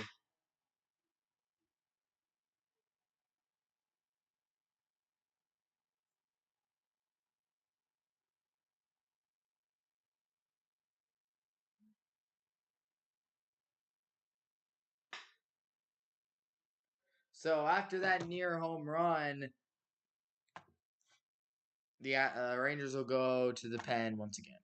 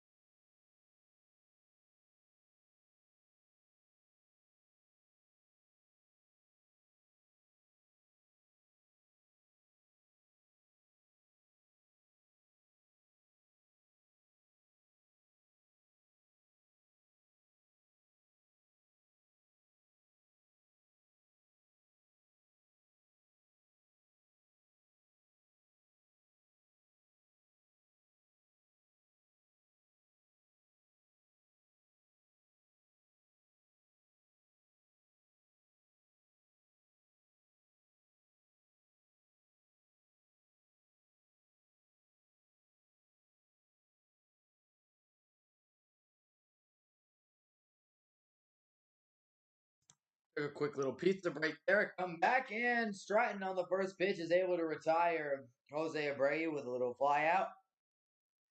2 away. So, yeah, just to obviously clarify, Chris Stratton is the new Rangers pitcher. So, how about that play by Leody Taveras to take away a home run from Jordan Alvarez?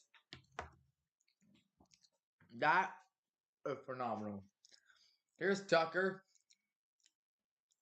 Takes one outside. Beautiful pitch on the corner from Stratton for strike one. So, yeah, man. I mean, I don't know how to explain it. Leote just had a massive moment. That's crazy. Here's the 0-1, and Stratton went high. Tucker check swing. Do not think he went around. He did not. 1-1. But, yeah, you want to talk about a massive play and a game changer potentially if the Rangers can get their bats to continue to go. That's a play right there by Tavares as that pitch is outside 2-1. That's a pitch right there. That's a play right there that could win you a series.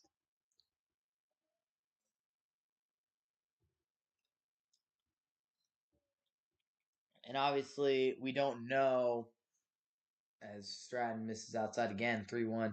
Obviously, we don't know what's going to happen. Obviously, it could be inconsequential if the Rangers still end up losing or not even tying up the game. But, I mean, that's a huge play. That could give you that momentum. Stratton's able to work it, which, man, I mean, for the way that Tucker's hitting in this series, the Rangers continue to walk the guy. Pretty sure you walked him last game, and we walked him twice today as Stratton puts Tucker on base. I mean, man, these free passes, bro. I mean, you see in this game how important in the postseason, especially how you have to be very careful and how you just can't walk people. We walked. We gave Alvarez a free base earlier, and great, Dubon's up. Oh my goodness, the greatest player in MLB history is Stratton sets up low, ball one. Earlier in the game, we hit Alvarez, and I believe who did we walk out? Did we walk Tucker after that? We might have walked Tucker after that, and then end up scoring runs. Last inning, Astros walked Tavares, give up a home run. Well, that was a different. Never mind, I'm done. Never mind, I'm done. But the walks have been key. And today the Astros got runs because we gave up free bases. Stratton sets up there and throws a strike to Dubon, 1-1 count, and he fouled it off. So, mm,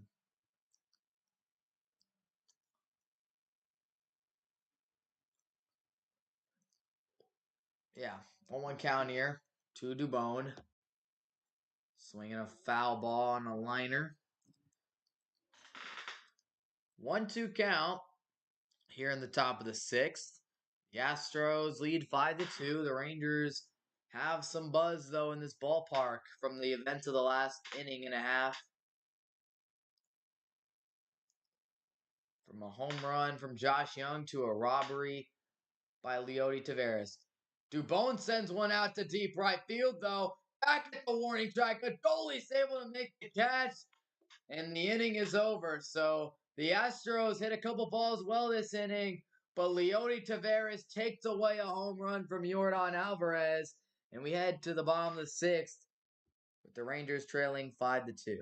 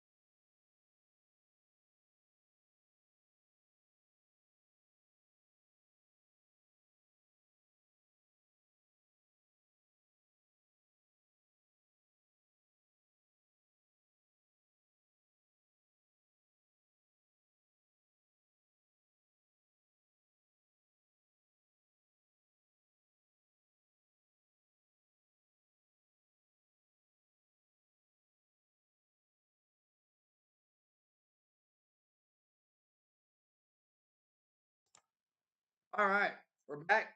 Y'all listen to the stream, man. Be sure to click that sub button. Things are starting to get a little interesting. The Rangers finally have some sort of positive momentum going for them tonight. Simeon at the plate. He lifts one high in the air to left, but this one's going to be pretty shallow. Brantley will come in on and make the catch, and Simeon is retired once again. One away. Here's Seager coming up, and has not been the best ALCS for him. A lot of strikeouts, not the best contact as well. One thing the Astros have done a really good job of is slowing him down. He pops one up into foul territory on the first pitch. Maldonado runs over. And this ball heads into the seats foul. But, yeah, man, there's just really nothing else you can say other than Corey Seager. He's, yeah, man. In the ALDS, he had 9 walks and 0 strikeouts. And in this series, he's got 0 walks and 4 strikeouts. You wish that was not the case. If y'all listening, man, be sure to click that sub button, help your boy out. 0-1 to Seager here.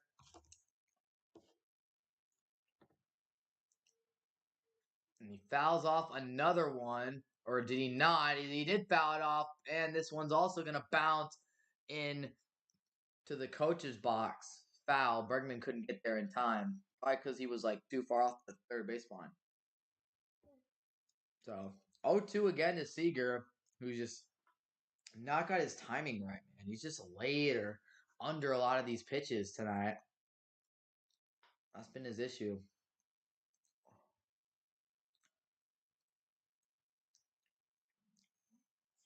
0-2 count here to Seager. Javier looks to slow down the Rangers' momentum. 1-2 count now. That's how you do it. I mean, again, when you have a 2-run homer in the bottom half of the inning and the top, and then in the next inning at the top of the inning, you rob a home run. I mean, that's a lot of momentum going towards one team. So Javier's got to slow it down. Throws a pitch in the dirt to Seager, 2-2. That's what you have to do. You just have to come out and you have to slow this. I mean, this crowd is starting to get into the game now, as they will have a discussion with Christian Javier here. A little mound visit between him and his catcher Maldonado, and the Astros are making a call to the bullpen. It looks like, and is that Hector Neris getting ready to warm up in the pen? I think it is.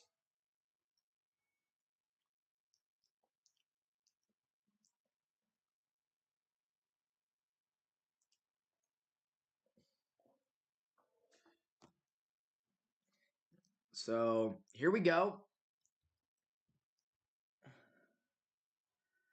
2-2 pitch to Seager. High and away, full count. Talked about, they showed a graphic already of Seager only having 0 walks in this series and 9 in the Baltimore series, and a walk here would be big. Javier with a quick tempo pitch, full count. That swung on and hit high in the air out to right field. Back at the warning track though, and Dubon is gonna make the catch. Oh man, when it came off that bat at first, I was excited. Ball died though. 2 away. There'll be Evan Carter. Dang it, man. Ball is not carrying at all tonight. Both teams have hit balls well to the warning track. Shame. Evan Carter to the play with Adolis Garcia on deck. And Carter takes ball 1. He's been so good this postseason, but today has not been his day. 0 for 2 so far with 2 strikeouts for a guy who's not really a strikeout guy. Doesn't strike out very often, but tonight he struck out a couple times. 1-0 takes that for a strike. Good pitch from Christian Javier, who has had his success in his way with the rookie tonight. So a good night from Javier overall. Here's the 1-1. Gets Carter to chase up high, 1-2. And this is one of those adjustment and learning curves for Carter. I mean, you got to go against a pitcher who's does you have to make those adjustments against a pitcher who's had your number the first two times, and Carter's got to stay composed, not chase. He does there though. 1-2 now. That's outside. Good job by Carter to lay off. 2-2 count. Javier working on a potential 6 inning game, 2-run ball. Very, very high quality start from him tonight. This will most likely be his final inning of work. Here's the 2-2 to Evan Carter. And he's able to foul that pitch off. 2-2 again. But yeah, good night from Evan Carter so far. No, I don't know what I'm saying. Good night from Christian Javier so far. He's pitched a very good game. 26-year-old young guy who's been a key staple of this Astros rotation.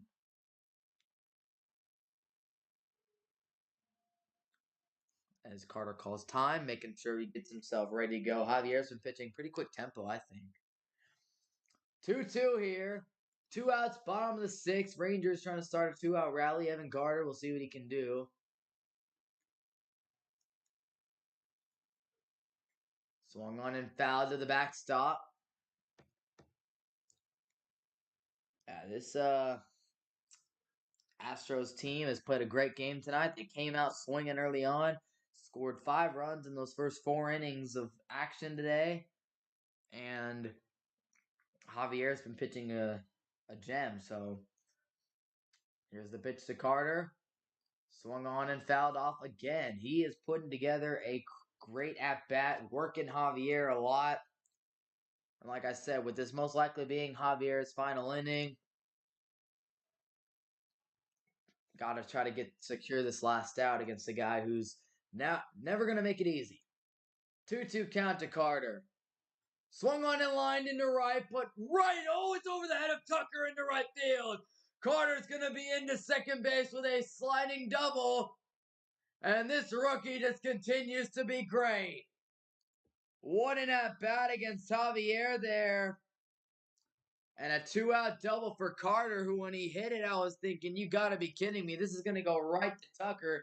But Tucker misjudges this ball. He thinks it's coming right at him. And then he realizes way too late that this is over his head. And with Evan Carter's speed, that's a double. Man, Kyle Tucker not having himself a good series, and definitely not a play right there that Astros fans are going to be happy about. Just goes over his glove again, misjudged where the ball was going and the trajectory of it. And for that, that's the end of the night for Christian Javier. Neres will come into the game with the Astros leading 5-2. Finally, they're able to chase what's his name, Javier out of the game. Finally got him out. Big man, that's huge. Great job by Evan Carter. Amazing at bat. Finally was able to make some contact, and there you go.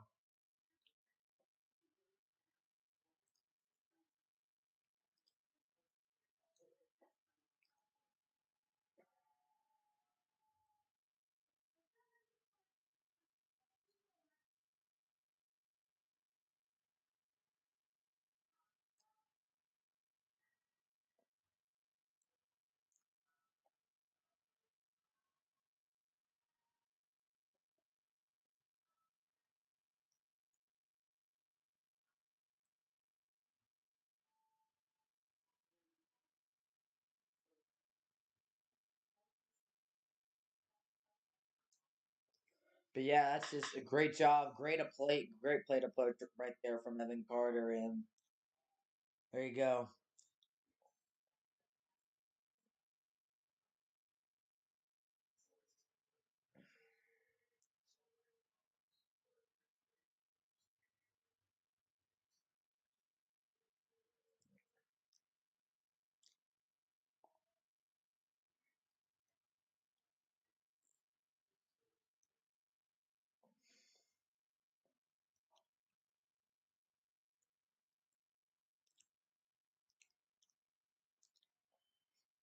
But yeah, big time AB from Evan. He just continues to play at such a high level, and um, there's no doubt about that.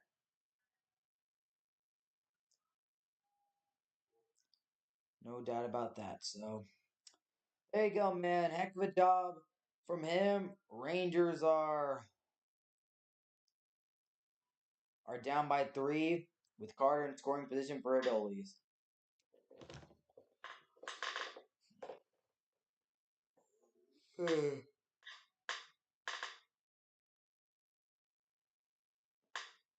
All right. So Javier pitched 5 2/3 innings, only allowed 3 hits, 2 runs, a walk, 3 strikeouts. Overall, very good night from Christian Javier. As Neris comes in to face Adolis Garcia, the power hitting outfielder, who has done a great job in the regular season, but this postseason it has not been. It's been a different story for Neris, who's pitched 3 and a third innings and's given up 4 earned runs. He was great in the regular season, but the playoffs he's not been the same. Here is the pitch to Garcia, and that pitch is swung and fouled back to the backstop. 0-2 count. So Neris 1 pitch away from getting out of this mini jam that Javier left behind by allowing Carter on second. Adolis looking for one of those big time Adolis Garcia home runs. We'll see if he can get it here. This would obviously be a huge momentum shifter if he could go yard here. And the catcher set up high, but Neris missed low, and it'll be 1-2 now. So the Astros bullpen has been a big strength of this team the last 2 postseasons with a 1.27 ERA as a unit, as Adolis calls time to get set before this 1-2 pitch. But yeah, that's been a huge strength of this team is having those guys in the back of the bullpen who have been able to close out these games. That's been a key for the Astros' success, and definitely, I mean, just a huge strength of their team overall. 1-2 to Garcia. Big pitch here. And Adolis got under that one, but he pops it up foul, thankfully.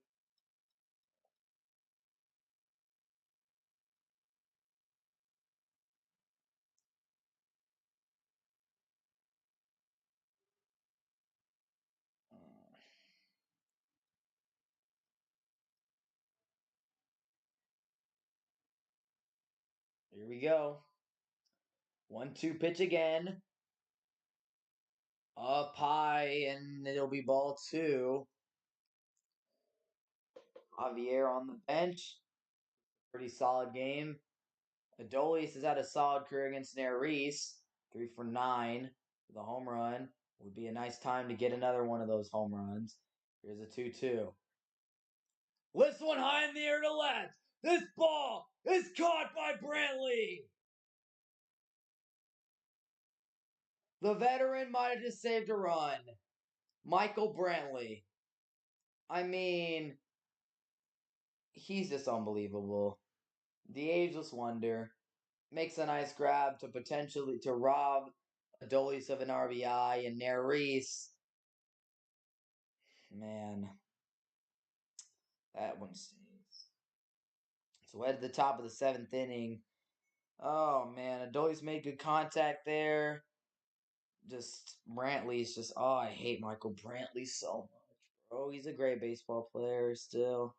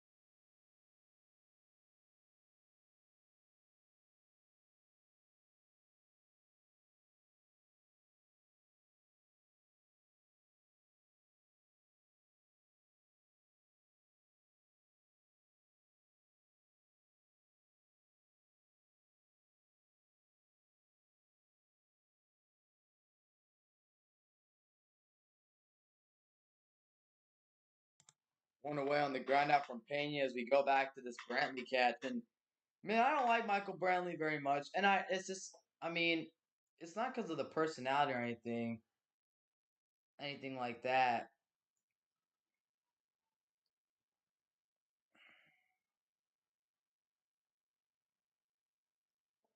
But man, I mean, the guy is still just such a good baseball player at his age, man. That's why I don't like him. But I respect the hell out of Brantley, though, man. He's not one of those cheater guys that they've had. He's actually like a good ball player that I respect. Unfortunately, he's an Astro and he's really good, and that catch was massive.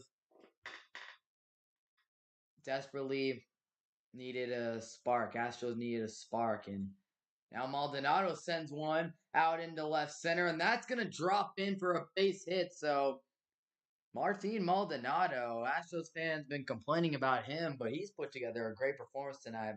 So the Astros scored 3 runs in the second inning. That's the story of the game. And Altuve hitting a home run the next inning as well was big. Christian Javier putting together a good performance. All of that is why the Astros currently lead 5-2. Rangers only runs came on a 2-run home by Josh Young in the fifth inning. So here's the story of the game. Jose Altuve with a solo home run. Cal Tucker two walks tonight, so no complaints for him at all for the Astros. 2 for 3 for Mauricio Dubon, and then Martin Maldonado with a 2-run single in that second inning was huge for them as well. So yeah, man, there's really not a whole lot you can say about the Astros. About not a whole lot you can say bad about the Astros lap tonight. They've gotten contributions from a lot of guys throughout the entire order. It hasn't just been the guys at the top; it's been the guys at the bottom just as much, even more tonight. And here comes Altuve to the plate, who every single time seems like he just hits that warning shot or gets a hold of a baseball. He's just a great baseball player. And Stratton pitching here, he's got thrown 14 pitches, man on base, and an Altuve home run here could pretty much end the game and be the dagger for the Astros as Altuve takes that one from Stratton inside. So yeah, Altuve 1 for 3 now with a solo home run. He's made good contact on these ABs. A lot of these ABs though. 1-0. That's low. Now it's 2-0. Stratton got to find it here. Don't want to give free passes with the top of the order coming up. Don't want to be giving out easy ones.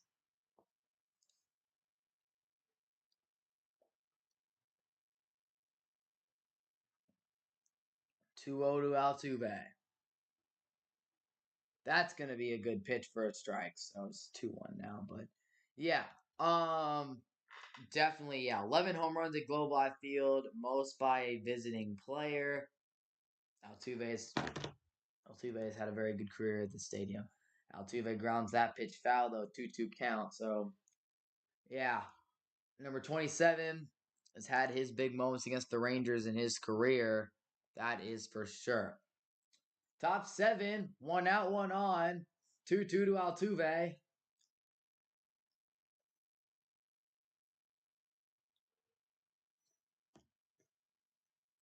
Huge pitch coming from Chris Stratton. And Altuve lines one through the hole into left field. That's a base hit. He gets right through Seager and Young. And Altuve has himself a single. And with 2 on, 1 out, that'll bring up Michael Brantley to the plate. And with 19 pitches, 2 consecutive base runners allowed, 2 consecutive singles, Will Bote go to the bullpen. Yeah, Altuve was off balance, off on that last pitch, but this time a very similar pitch, way low. Altuve, I mean, this is not even a bad pitch. Just Altuve is able to get his barrel on that ball, and he's able to find the perfect hole in the Rangers' defense. So, yeah, that will be, as expected, that will be the end of the day for Chris Stratton. And the Rangers will bring in, is that who I think it is? They will go with the lefty-lefty matchup, Will Smith. I don't really like that they're bringing Will Smith into the game. I don't really like that at all. And they're bringing him in to face Michael Bentley.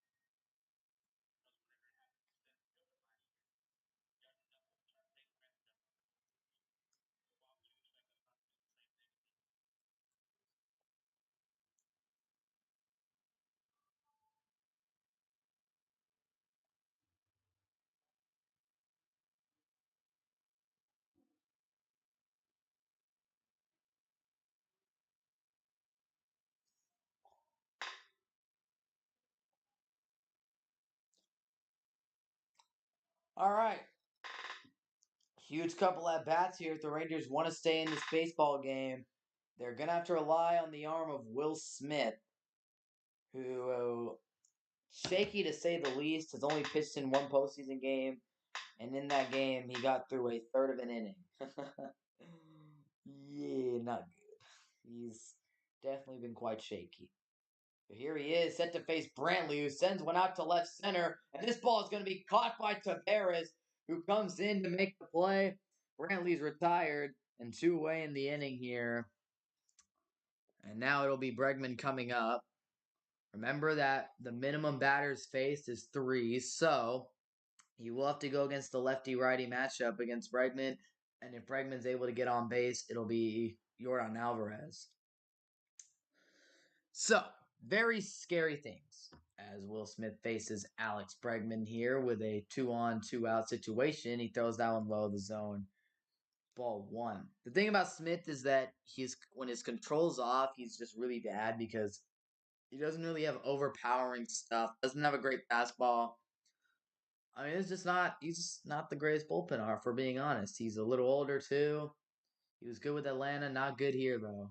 At least in the second half of the season. He has not been good. 2-0 now to Bregman, but Bochy hasn't put a whole lot of trust in him in this postseason, hasn't used him much, and this is really his first situation. It's a pretty high-leverage situation. Yes, it's a 3-run game, but, I mean, the Rangers are still within striking distance, so they give up a run here.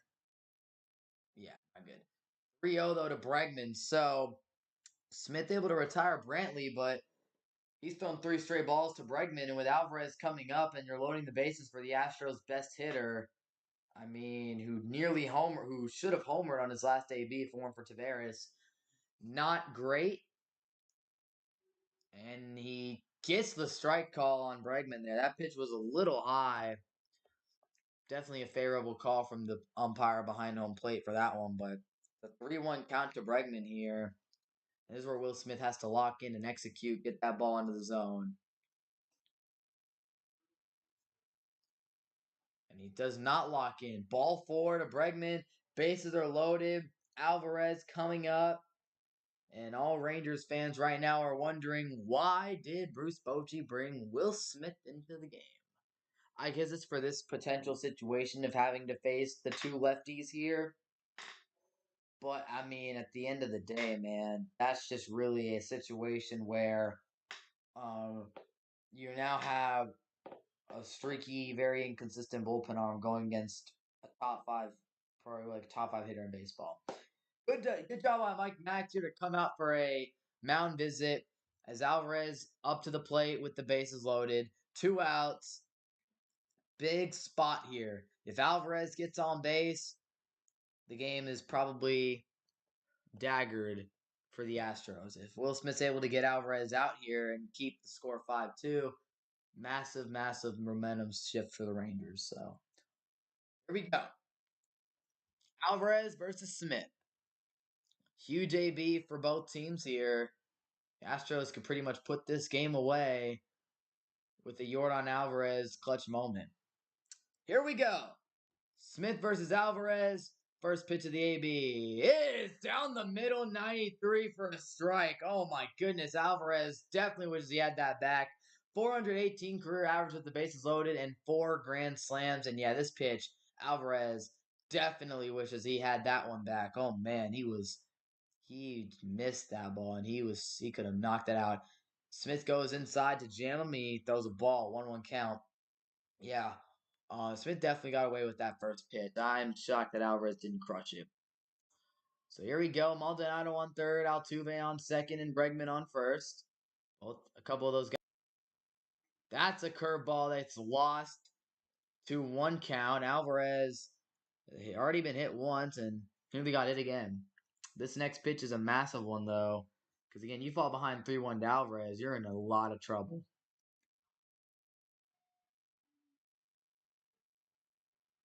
2-1 pitch. That's a good one from Smith as he jams Alvarez up inside. 2-2 count. Here it is. This is where you have to execute right here. Massive pitch. Great job on that 2-1 count. Now it's 2-2. Crowd on their feet. This is a big one.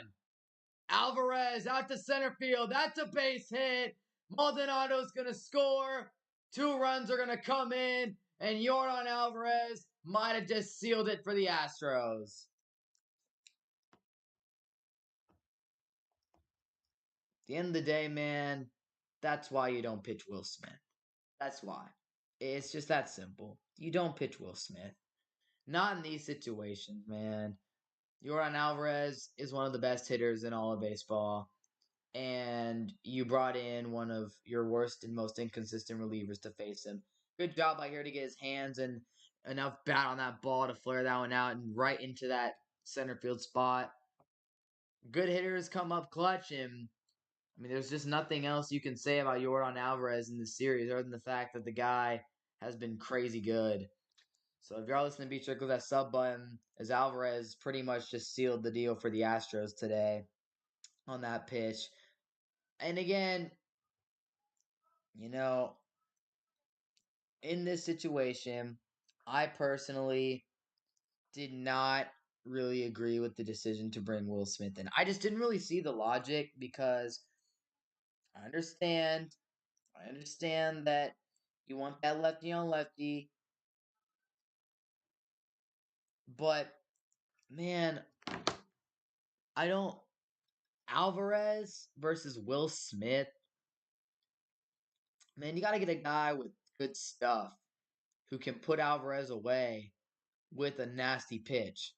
Will Smith threw a fastball right down the middle that he was very fortunate that didn't get crushed in the second deck. Y'all listen, be sure to click that sub button. The 2-1 pitch was fantastic. Phenomenal pitch. Right on the inside. But man, you just.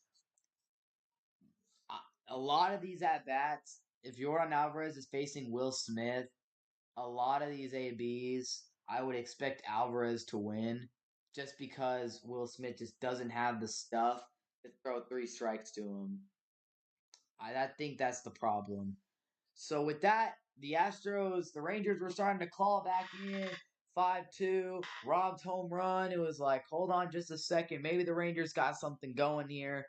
But with that inning, I think the Astros have all but sealed this win as they're now up 5 runs again, with the Rangers only having 3 more opportunities to bat.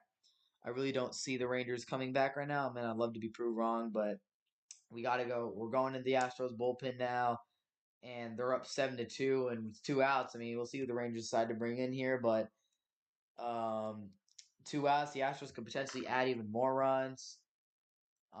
So I think that this game is probably Houston's, as the Rangers have brought John Gray out, who just got activated from the IL, who has not pitched much. He gets Abreu to pop up here out to center field. Tavares, who's been busy tonight on defense, makes the catch to end the inning. But the damage was done. The Astros' best hitter had one of their biggest hits of the season, driving in 2 runs and a 7-2 lead for Houston as we head to the 7th inning stretch here. Yeah, man, just not what you wanted, not what you hoped for. Again, it's been more of an uphill battle for most of the night. Again, Scherzer put you behind, and were we probably going to win this game even if Will Smith maybe? But yeah, um, I don't know, man.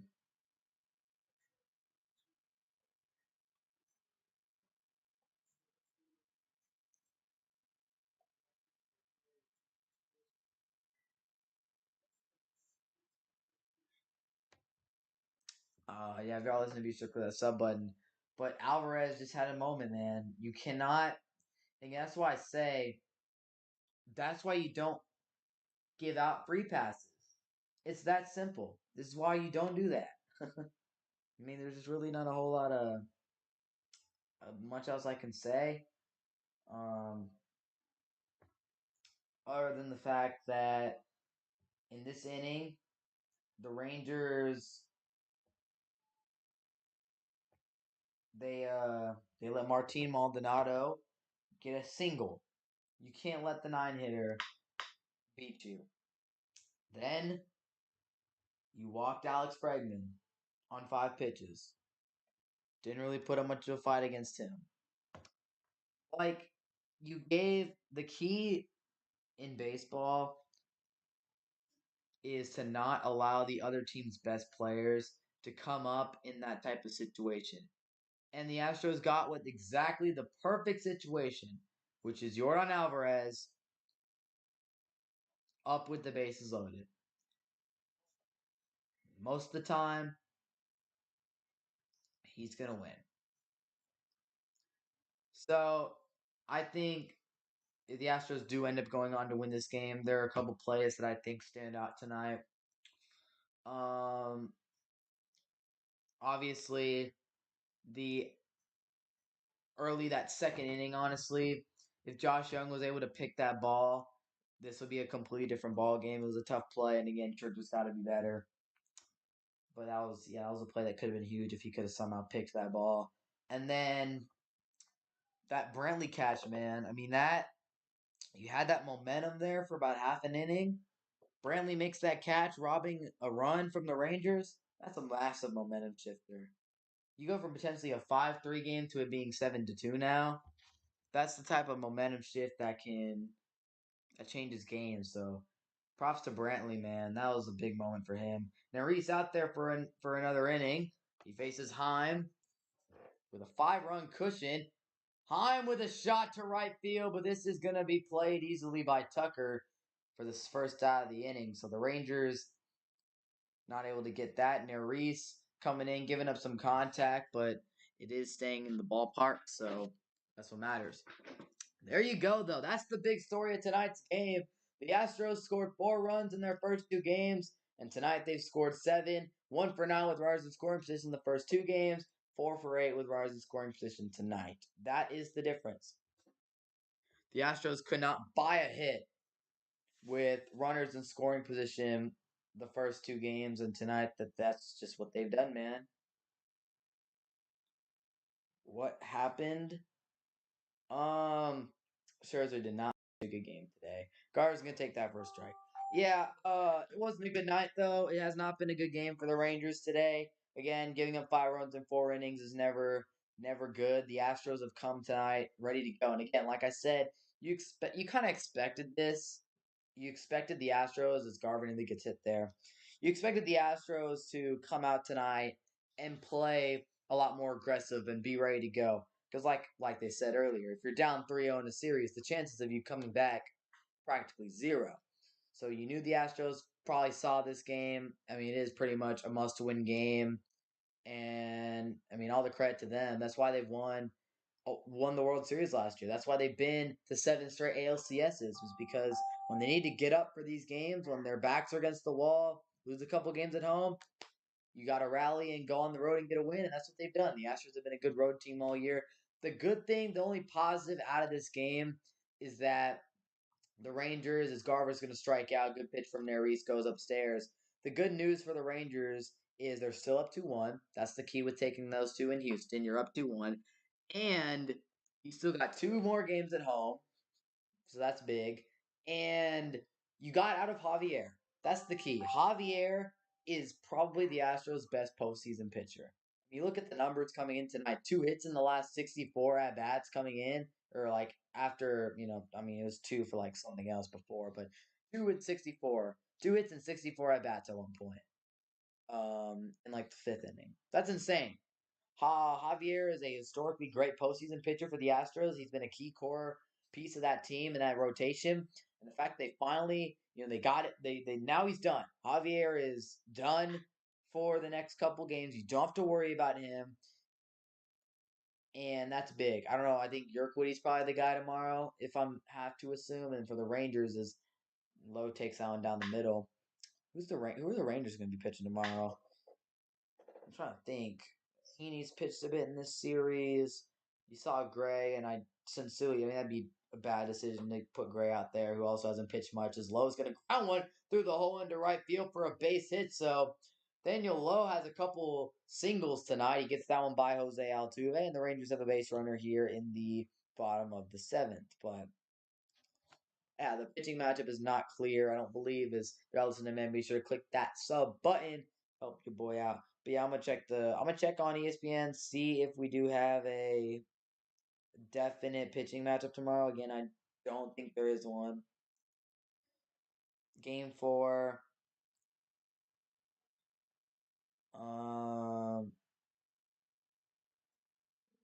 There for a strike to Josh Young, perfect pitch in the corner. Yeah, I don't know. I mean, I'm gonna assume you're Cody for Houston, but I don't know. 0-1 count. 1-1. Yeah, the Rangers probably should. They should. I mean, yeah, Javier pitched a great game tonight, and I do think the Rangers will come back tomorrow with a lot better performance. Again, you gotta hope that they do. Don't want to lose 2 at home. Young sends a fly ball out to center field. Back at the wall. That's gone! Josh Young! Another home run for the rookie.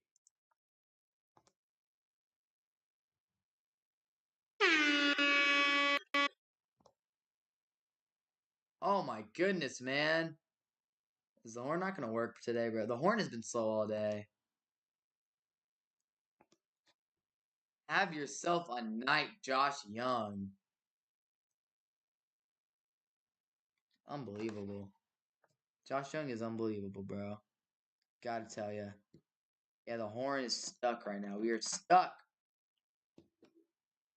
Tavares, next pitch, skies one to left, and that'll end the inning. God, man, that makes that Jordan home run hurt so much more, though. That makes it hurt so much more now. It does. That makes it hurt so much more because it could be a one-run game right now. Oh, that sucks so much, bro. That sucks so much. It could be a one-run game right now. Oh my goodness, that's terrible. That hurts. Not gonna lie, that kind of hurts.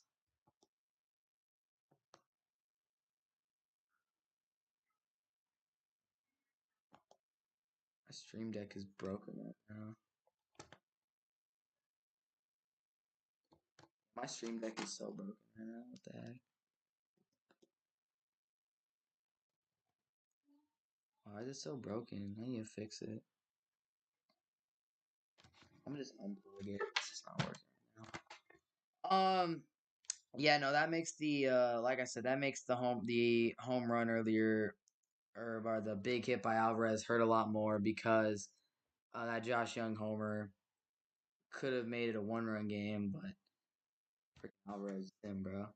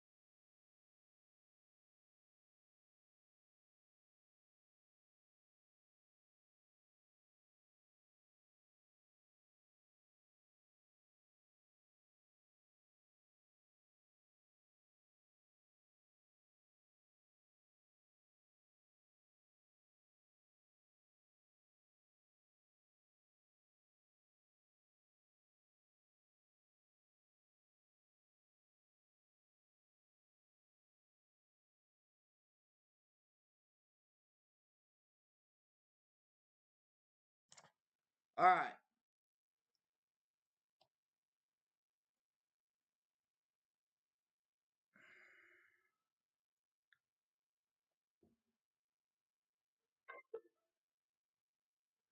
All right. 1-0 count here. Now it's 2-0 to Tucker as John Gray is in the game. Pretty solid this year. He pitched a pretty solid year, I'm not going to lie. A pretty solid year. Had a good season. Just he had some injuries, as our umpire has called a pitch clock violation. Are we really about to walk Tucker 3 times? My goodness. Kyle frickin' Tucker, who has not been able to hit anything. He probably couldn't even hit a frickin' beach ball this postseason, and we're about to walk him 3 times. I mean, this is terrible. Yeah, I just put the guy on base at this point. So a leadoff walk. Will kill you. But yeah, there you go, Josh Young. I mean, really the only guy who came out to play. And I guess I'll give Nate Lowe some credit since he was also on base and had a single both those home runs. But yeah, big time day for Josh Young. He's been playing great, 2 home runs, and that's big, man. That's big. Broken bat, and that's just gonna flare over into right field for a base hit. Tucker's going to head to third, and that right there just explain. Honestly, that hit right there explains the whole baseball game. That hit right there. A broken bat single from Dubon. Of course, it's freaking Dubon. Dubon turns into freaking Mike Trout against the Rangers. Like I said, this guy just I don't know what he does or how he does it, but when he plays against us, he hits about 700. So yeah, that's just how the night's gone. A little broken bat, bloop single into right field, a little cheap hit that gets down, and just like that, Astros gave the Rangers a little bit of momentum, and they're about to take that away as Pena grounds one into right field. That's a base hit. 1 run scores and second, but the Astros, I mean, that was quick. The Rangers had about 5 seconds to celebrate that Josh Young homer because the Astros just came right back and knocked in a run, and they've gotten 3 straight to start the inning. So yeah, man, it ain't our night, man. I mean, with the stuff that's happened, you know, I'm not gonna sit here and act like we played great and we deserve to win. But man, there's just those nights where you're not playing well and the bounces aren't going your way. And that's exactly what we've seen tonight. I mean, my goodness. Can the bounces go any other bad way? And I guess the Astros have had a lot of warning track shots. But so have we. I mean, Brantley robbing Adolis of the extra base hit. That little bloop single right there. You had the bad bounce that Jonah missed. That just doesn't really happen. And then Josh missing that pick at second base as well. I mean, man, like at some point, you just gotta at some point, you just it's just not your night. And yeah, I mean, when broken bat singles and ground balls are getting by your Gold Glove third baseman, or well, could be a Gold Glove third baseman, it's not your day. But yeah, I mean, is Maldonado here trying to lay a bunt down? He fouls it off. Not sure how long we're gonna keep the stream going. I mean, it is freaking 8-4 in the top of the 8th inning. Um, I don't know, man. I don't want to end the stream. I kind of do though. I mean, it's been a rough night. Things haven't really gone the Rangers' way today, and all props to the Astros because at the end of the day, I mean, I guess the Rangers have put the ball in play sometimes, but that's what happens when you put the ball in play. And I guess for the Astros tonight, as Maldonado tried to bunt again, he tipped that, so that's gonna be a strike. At the end of the day, sometimes you just put the ball in play, and that's what happens. It just it goes in the right places, goes in the right holes. That's where it's been today. The Astros have put the balls in the right hole. Pause. The Astros have been able to find those spaces to fit the ground balls, to fit the bloop singles. That's what they've been able to do today. Um, So, and again, what's annoying as well is the fact that these bottom of the order Astros guys just continue to eat us alive. I don't understand. Is Maldonado? There's a Maldonado at bat, striking out right there on 3 pitches. Did try to bunt 2 of those. I guess I can't give him too much crap, but like Mauricio DeBone with 3 hits and Martin Maldonado with 2. Like, what are we doing? How can you allow the two of the worst hitters in that lineup to consistently beat you? 2 on, 1 out for Altuve. He's had himself a solid game, 2 for 4 with a solo home run. Definitely not a bad night for Altuve, as another hit here for him would. I mean, I've said it was the dagger when Alvarez hit that single. But if I truly I truly believe if Altuve gets a hit here and they score, it's over. I mean, that pitch might have caught the corner, maybe not. According to the box on Fox, it might have. Astros got Stanek and Brian Abreu warming up in the bullpen. Norris obviously not the best bullpen arm in the world, so there's that. But yeah, I'm gonna have to fix this deck. That's just a bit low. It's 3-0 to Altuve. I'll check the stream deck later. This ain't working, bro. It is not working right now. Might as well just be proactive and put it up. We're not even gonna use it. If the Rangers hit a home run, bro, it was working just fine too. It was annoying as Altuve is gonna foul that one off, getting a little aggressive on 3-0.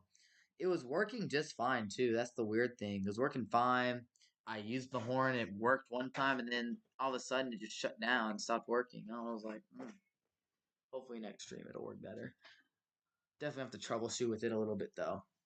But last 4 games at Globe Life Field, including tonight, 47-14 has been the score in favor of the Astros. Altuve grounding another one foul, even the count up at 3-2 or make the count 3-2 here. So, all right.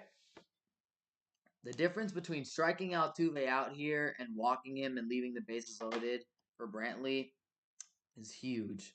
So, this is a big pitch for Gray. Even though it's an 8-4 game, again, you want to limit the damage as much as possible, and maybe one of these Astros relievers comes in, starts throwing wild.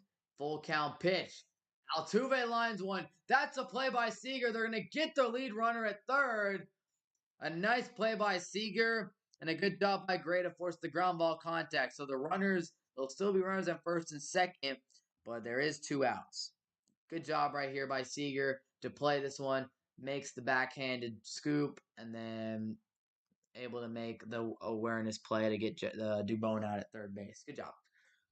That's good baseball. But yeah, definitely a situation where again, like, is the game most likely is that'll actually do the day for Gray here. They're gonna take him out of the game after 15 pitches and they'll go to the pen for what seems like the 80th time. It'll be Perez coming in, but yeah, again, if it's a 4-run game, again, is the chance of the Rangers winning, is it low? Yeah, it's pretty low. But you never know. Let's say they bring Abreu into the game, and Abreu starts getting a little wild, starts throwing balls left and right. Top of the order coming up. Maybe he walks Simeon. Maybe he gives up a single to Seager. All of a sudden, you got 2 guys on. Carter comes up. Maybe he draws a walk. Then you got Adoli's hitting a great. I don't know. It's just if you keep the game within a potential of 1 swing, 4 runs, all it takes is a reliever getting wild, throwing a few bad pitches, having a couple bad ABs. All of a sudden, you put yourself in a position to tie the game. I'm not saying it will happen. Most likely, what will end up happening is the Astros bullpen will come in, go 1, 2, 3, maybe give up a single or a base runner, and then get the next guy out. That's most likely what will happen. But again, you leave the door open, you give yourself a chance. But if you give up a run here and you're down 5 runs with 2 innings to go, it's not likely, man. I'm gonna be honest, it's not likely. So yeah, I don't know. Like I said, it hasn't been the Rangers' day today. Um, Going in tomorrow, we gotta be ready to go. Gotta be ready to go. but also, mm,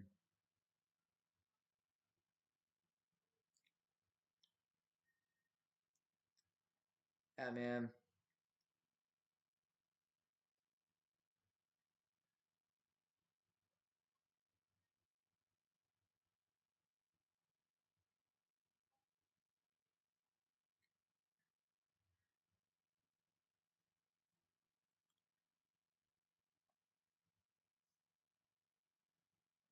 All right, NFL Sunday. No Dallas Cowboys, obviously, so no NFL stream this weekend. With the Lions and the Ravens. Okay, that's a fun game. Raiden. Okay, I don't think anyone cares about the Raiders and the Bears, but that Lions Ravens game could be good because obviously we know that the Detroit Lions are having probably their best season of the century so far. I mean, they are on one heck of a run right now. As Perez is in the game to face the left-handed hitter Michael Brantley, so I understand where both these going here with this idea. Over Brantley is like the only hitter in the Astros order who hasn't been crushing the ball tonight. 0 for 4 on the day. Has not been Brantley's day at the plate. In the outfield, though, he did make a great play, so I think that kind of makes up for that. He hits a ground ball to the right side. Simeon fields it cleanly, throws to first, retires Brantley, and the inning is over. We hit to the bottom of the eighth. The Astros are able to add on a run, and it will be 8-4. Astros heading into the bottom of the eighth. The Rangers top of the order will be coming up here. So, yeah, talking about the Lions here as we're about to head to the bottom of the eighth. If y'all listening, be sure to click that sub button. Best Lions season of the century, probably. I mean, again, I'm not really like the Detroit Lions fan over here. I'm not exactly sure how they didn't make the playoffs against the Cowboys back in like 2014. They lost, but man, like the Lions are again. I want to see how they stack up the rest of the season. I expect the Lions to have a great season. Again, I predicted this coming in the season. That was one thing I did believe. I thought the Lions were going to win the division. Again, this is a prediction that I made. I thought of, again, I didn't make any NFL predictions on the channel. So obviously they're not documented. You just kind of have to take my word for it. But I did think that the Lions would win the division because I expected Chicago to be overrated coming in the season. I did not think they were going to be as good as anyone thought they were, as everyone thought they were going to be. I thought saw a lot of people saying the Bears were going to be an underrated team, and they're still not that good. The Vikings, the Vikings fall off was pretty much inevitable. I mean, when you win that many close games last year, that's what happens to those teams who win a bunch of games by one score and are good in those close games. Oh, what a great close game team. Guess what? You win those games one year, you'll lose those types of games the next year. Look at the Vikings this year. The game against the Chargers a few weeks ago, was it like week 2 or week 3, something like that? The Vikings threw an interception in the end zone. Last year, with the way the Vikings were last year, yeah, they probably scored a touchdown there and win the game. But this year, it's not their year. They throw an interception. So yeah, man, if y'all listen to the stream, be sure to click that sub button. And then Green Bay, again, when you go from two Hall of Fame quarterbacks to Jordan Love, you're expecting there to be some growing pains with that. Obviously, you have to adjust, and Matt LaFleur has to adjust to not having a top 5 quarterback in the league or an MVP at QB for once, and there's going to be some growing pains there as well. So I didn't expect Green Bay. So Detroit, the pieces are coming together, man. Jared Goff's a very solid QB. Dave Montgomery's been a good pickup. The offensive line for Detroit is definitely one of the league's best, no doubt. And their defense, I mean, it's been better, I think. I think it's been better this year. Chauncey Gardner-Johnson's been hurt, I believe. He was one of their solid additions. Aiden Hutchinson's a great player. So, yeah, this is a Lions team that's improved a lot. They're 5-1. They're having a fantastic season. Their only loss was to Seattle in overtime. That's a solid loss, man. And again, the quality of competition that they played is the only thing that I'm really kind of hesitant on because they played the Chiefs in week 1, which obviously was a great win for them, but they didn't have Kelsey or Jones. That's kind of the main thing there. But again, it's still a good win. But the Falcons, the Packers, the Panthers, and the Bucks, not really world beaters. Again, I want to see this Sunday against the Ravens. It will be very telling because I want to see the Ravens are a good team. We get to see the Lions play their first high level competition since week 2. They've kind of just been breezing through these bad teams. And again, the Lions are a good team. I'm not debating that. They're a good team. But again, they're playing the Ravens this week. If they were to go out and lose, it wouldn't be that surprising to me. That's all I'm saying. Again, lots of credit to Dan Campbell. Such an improved team. That franchise is trending in the right direction for sure with him as the head coach. Simeon at the plate here, and Abreu is coming to the game throwing 3 straight balls to Simeon, so it'll be 3-0 to Simeon, who has definitely not picked it up in this postseason. I will say, Simeon is not. Simeon, he's a great player and definitely one of the best second basemen, if not the best second baseman in baseball, as he takes a strike right there on that 3-0 pitch. Definitely one of the best second baseman in baseball. There's no doubt.